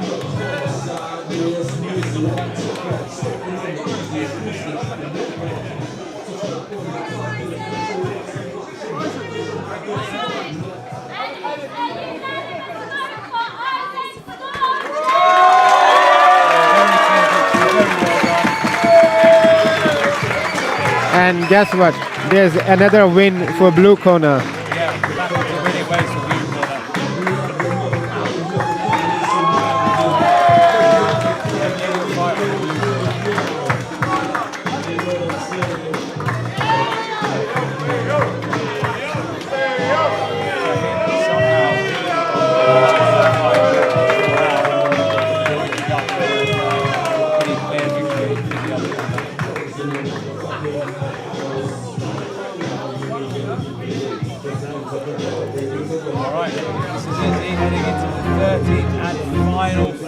Of the evening. Dion, Kocombat versus Roberto, XCMA. 71 kilos, Thai boxing with elbow pads. Crowd chanting for Leo. This is Leo's first fight now. He's a home favourite. Listen to that. Crowd loving it. Heavy hand, non-stop, full action. Leo always comes. Excitement that fight day for him.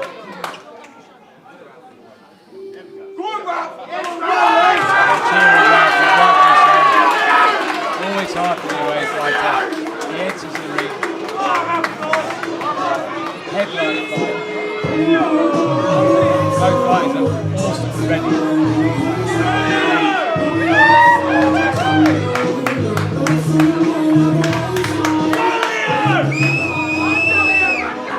Let's see what this one brings.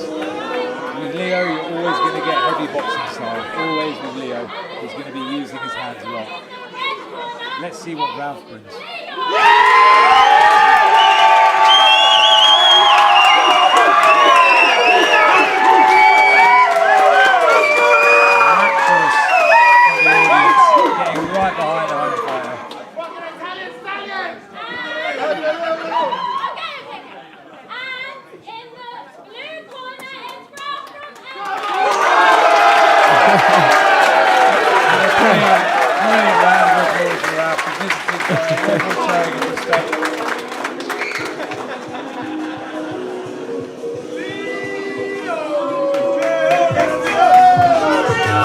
So we have 71 kilo fight, and that means we have 5 1.5 minute rounds.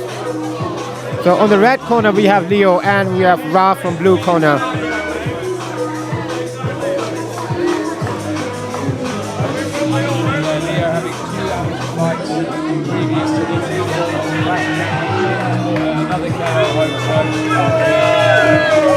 Not afraid to use his hands, not afraid to get close, make it really close to the scrappy fight. Let's see what Ralph thinks of the table as well. Is he going to beat fire with fire? Is he going to try and move around and score? Last fight, all of these fights so far have delivered. They've been absolutely brilliant. All competitors. Great fun to me, great atmosphere. Let's see what this one has in store for us. Fighting from their way back to the corner. Music starts and we're underway. Round 1. Rory calling for Leo to be first. Ralph tentative, stepping in. Never check. Pausing, waiting.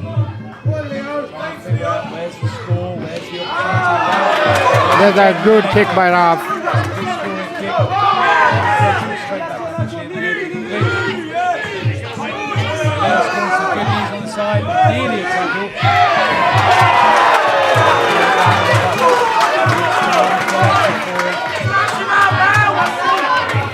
Good by Ralph so far. Oh, it's good hands in return though. I think in this fight, probably Leo will have to. I think Leo needs to stay in the clinch. That's the only way he's going to win this fight.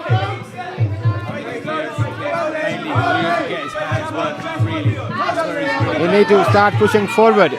No surprise by this fight gonna go. Round gonna go very quick. He needs to get into the clinch, get into the mid to close range.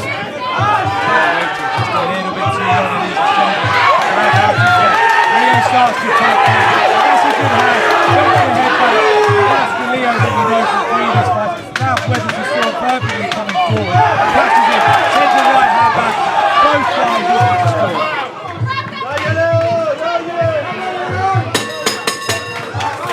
End of a very good first round. Ralph looking confident with the hands. Leo almost got broken up by those clean shots.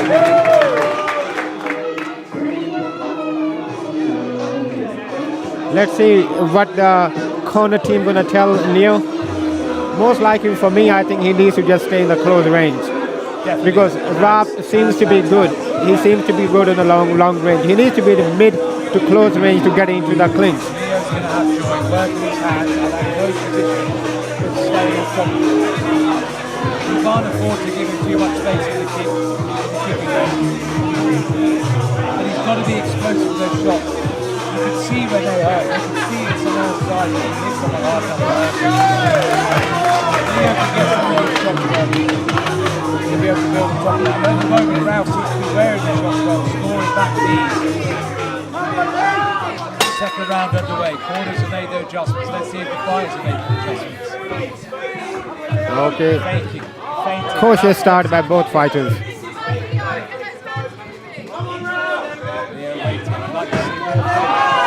Misses with the hook, follows up with a kick. Back into the middle. Goes for the body, glances off the arm. Checks the kick, and still waiting, looking for his opportunity. Those low kicks are going to start hurting. You've got to do something with it. Ralph waiting. Scoring a kick. Leo trying to catch him with the hook on the way in. A good team to the body. A good team to the body.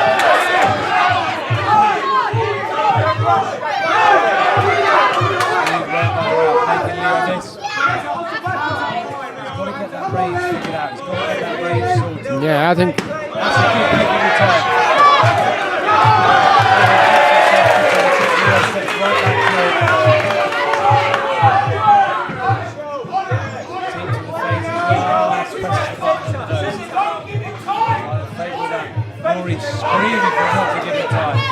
Yeah, this range doesn't work for Leo. He needs to stay in the close range. No, again he makes the space and then he is stepping back. That's a better shot. That's a better shot. There you go. Overhand working. Oh, that's good 1-2 by Leo. End of the round.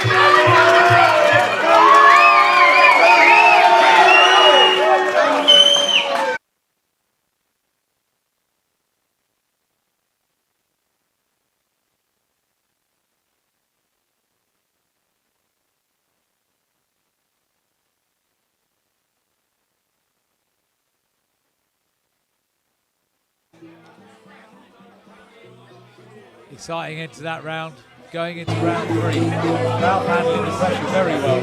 Leo taking a little bit long to wake up, Ralph scoring it easy. You know, his strategy is working, the plan is working. Let's see if he can keep it for the next 3 rounds. A little bit of swelling on that left eye, Leo really been caught. It's not going to phase him. Ralph with a little bit of swelling underneath his right eye.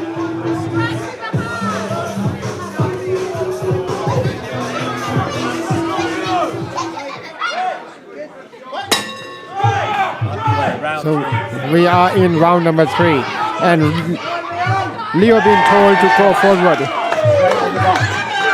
it, another kick right there.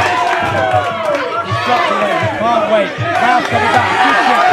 Leo scoring in, easy to the body. Now we've got a fight. Elbows, knees coming in.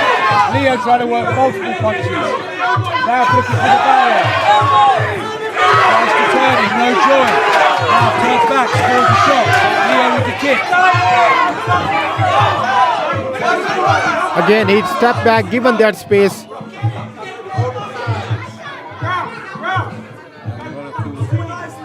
Pause the time and get the elbows. But both of these guys instantly round 3, both woken up, both looking to score big, both trying to make a big difference. Get straight back to it. Ralph needs to stay in the no long range. That's it, that's a good right. And then Leo, then he stepped back again. He's given that space again to Ralph again. He needs to stay into that range. He's got to stay there and work. Ralph is very comfortable taking these spaces and scoring back.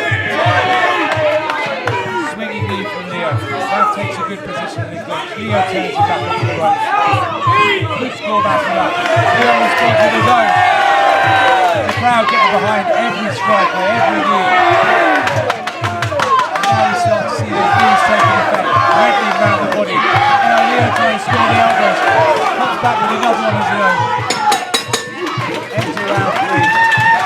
That's a great round. Really, really entertaining. I think it's a good round by Leo, but he needs to stay into that range. He cannot unnecessarily step back. Not enough just to score once, you've got to score and stay on top of it.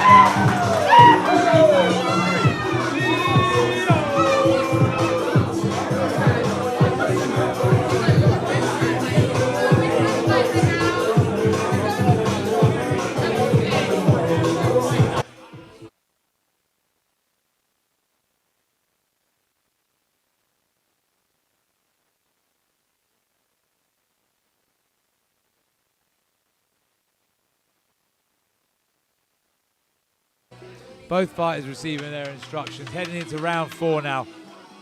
What a fight this is turning out to be. What a way to end the card. A really great fight show, the crowd getting behind all of it. Leo and Ralph meet in the middle, they touch gloves. Both men waiting.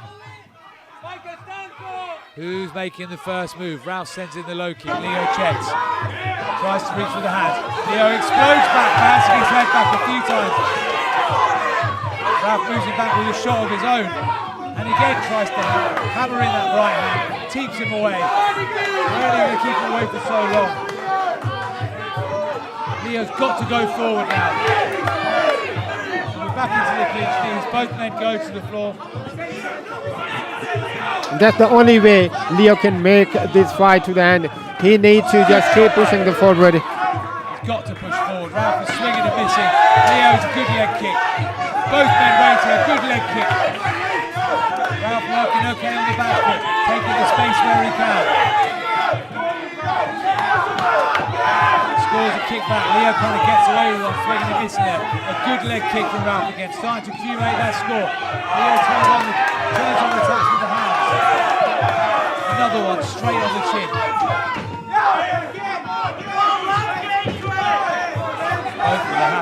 get everything behind every shot here. Again, those punches working. Leo coming forward, really putting on the pressure. The body shot's going in. Raf responds, he says, I'm not going anywhere. Leo gets driven backwards. Leo lands the right hand. Raf lands the right hand. Punches going in, knees going in. The crowd on their feet. Everyone is loving it. What a round. What a round. Both fighters trying to take control of the ring. Both fighters trying to have the upper hand. Awesome fight. Sorry everyone, it is too noisy over here. That's why you probably cannot hear us, because in a short space there are too many people, too much noise around us, so you could only hear the audience around us shouting, and probably you cannot hear us properly anyway. The whole crowd are behind this fight. The whole room on fire. Excitement. What a scrap. What a great way to finish all these fights we've had today. The ebb and flow of this one. Red corner gets a bit, blue corner gets a bit, Leo gets a bit, Raf gets a bit. They're beat in the middle. Already starting with the right hand. The low kick goes in, tries to sweep. The deft touch from Leo as he tries to hop and angle the elbow on top. A good elbow score, a good knee. These strikes are all starting to have effect. He's starting to have a bit more joy with the hand. Raf looks like he's in a little bit of trouble with water. Leo making it miss a pain, driving it around the ring. Raf is staying somewhat composed, trying to weather the storm. Referee pulls him away. Leo straight back on top of him. Raf trying to find an answer. He does so with a stiff jab. What a fight. Oh, what a shot. What a shot to walk onto. Looking for the knee. Can't find it. Pushing forward. Puts Raf back in his corner. Leo gives him space. Tries to find the body shot. Moves out of the way. Both men tired. Both men on fumes. Trying to get everything they can. A good team sends Leo back. Ralph gains control again. We are into last 20 seconds. We are into last 20 seconds. Who's going to take the fight? Non-stop action. Leo trying to drive Ralph back. Ralph now trying to drive Leo back. Leo looking forward. Tired. Ralph stumbling into a jab. Falls just short. Leo pushes forward with the kick. Ralph returns with the kick. What a fight. What a fight. Both fighters meet in the middle, embrace each other. Rory holds Leo aloft, Ralph's coach holds him aloft. Pure entertainment, the crowd loved it. From the first bell to the last bell, that was an exceptional match. The whole crowd going mad behind that. No idea who's won it. Could go either way.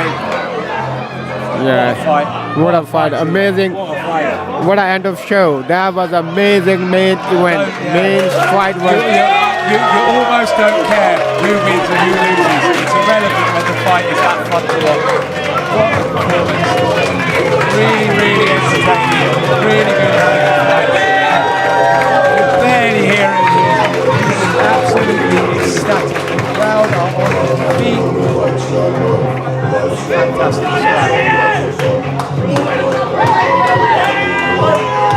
Both men look confident in taking it. I couldn't tell you which way that's going. I mean, it could go either way.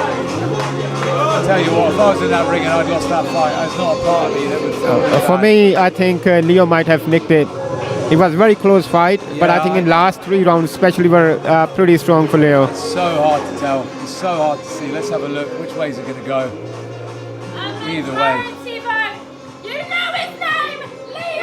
Leo takes the win. What a fight. Hard fought. Everyone on their feet. I mean, you cannot feel. That is fight of the night. Exceptional action from first bell to last bell. Back and forth. Could have gone either way. Amazing. Amazing fight. What scene.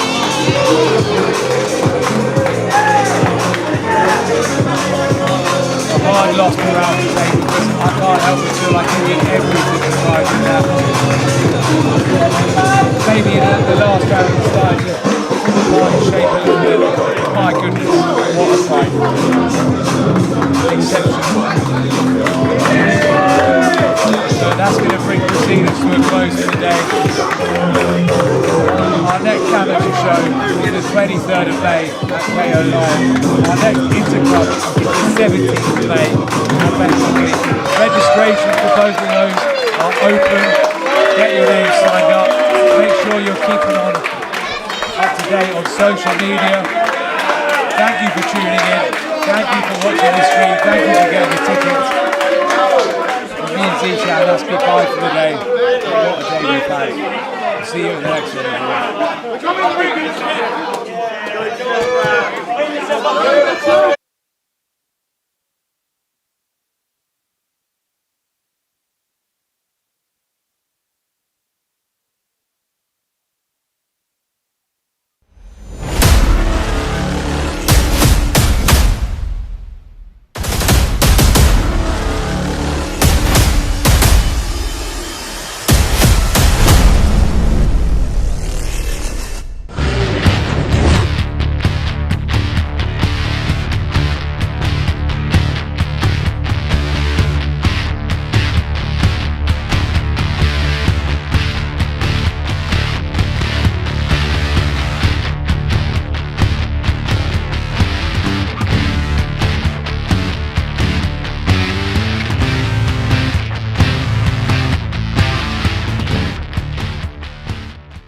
You like the mat area? You like it? It's been purpose built for you guys. So I don't think there's a better facility. If there is, I haven't seen it in the UK. And believe you me, I've looked. You're all part of the journey. It's all part of the family. It is now probably one of the best places to train for jiu-jitsu. The mat space is incredible.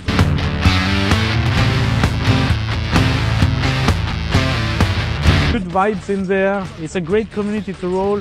Everyone's friendly. There's no egos involved. We have more spacing to train, so we're gonna develop even more. Now we're gonna promote some inter-clubs. Most important, the community.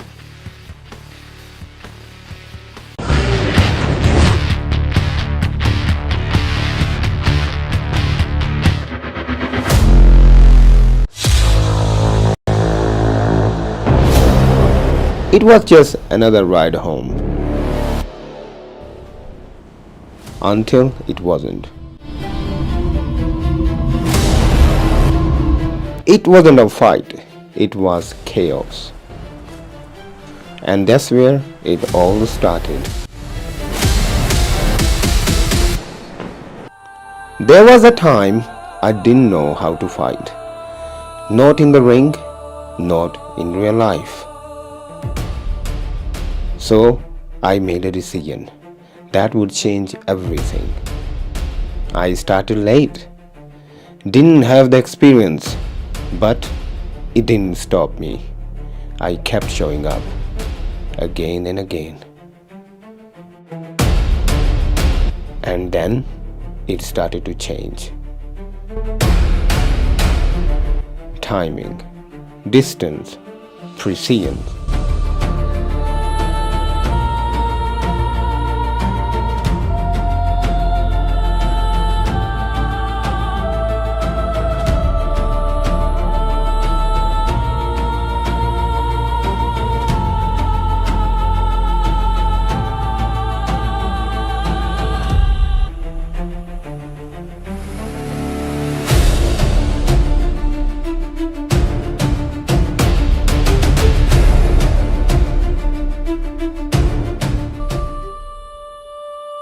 What happens if skills difference is huge?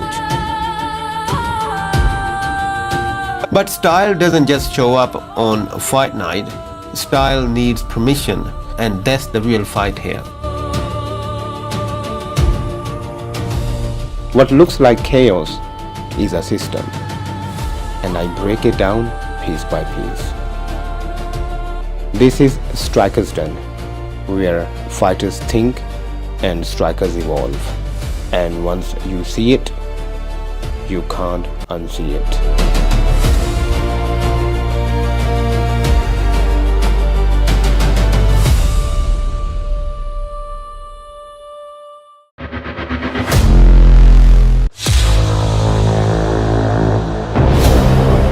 It was just another ride home. Until it wasn't. It wasn't a fight, it was chaos. And that's where it all started.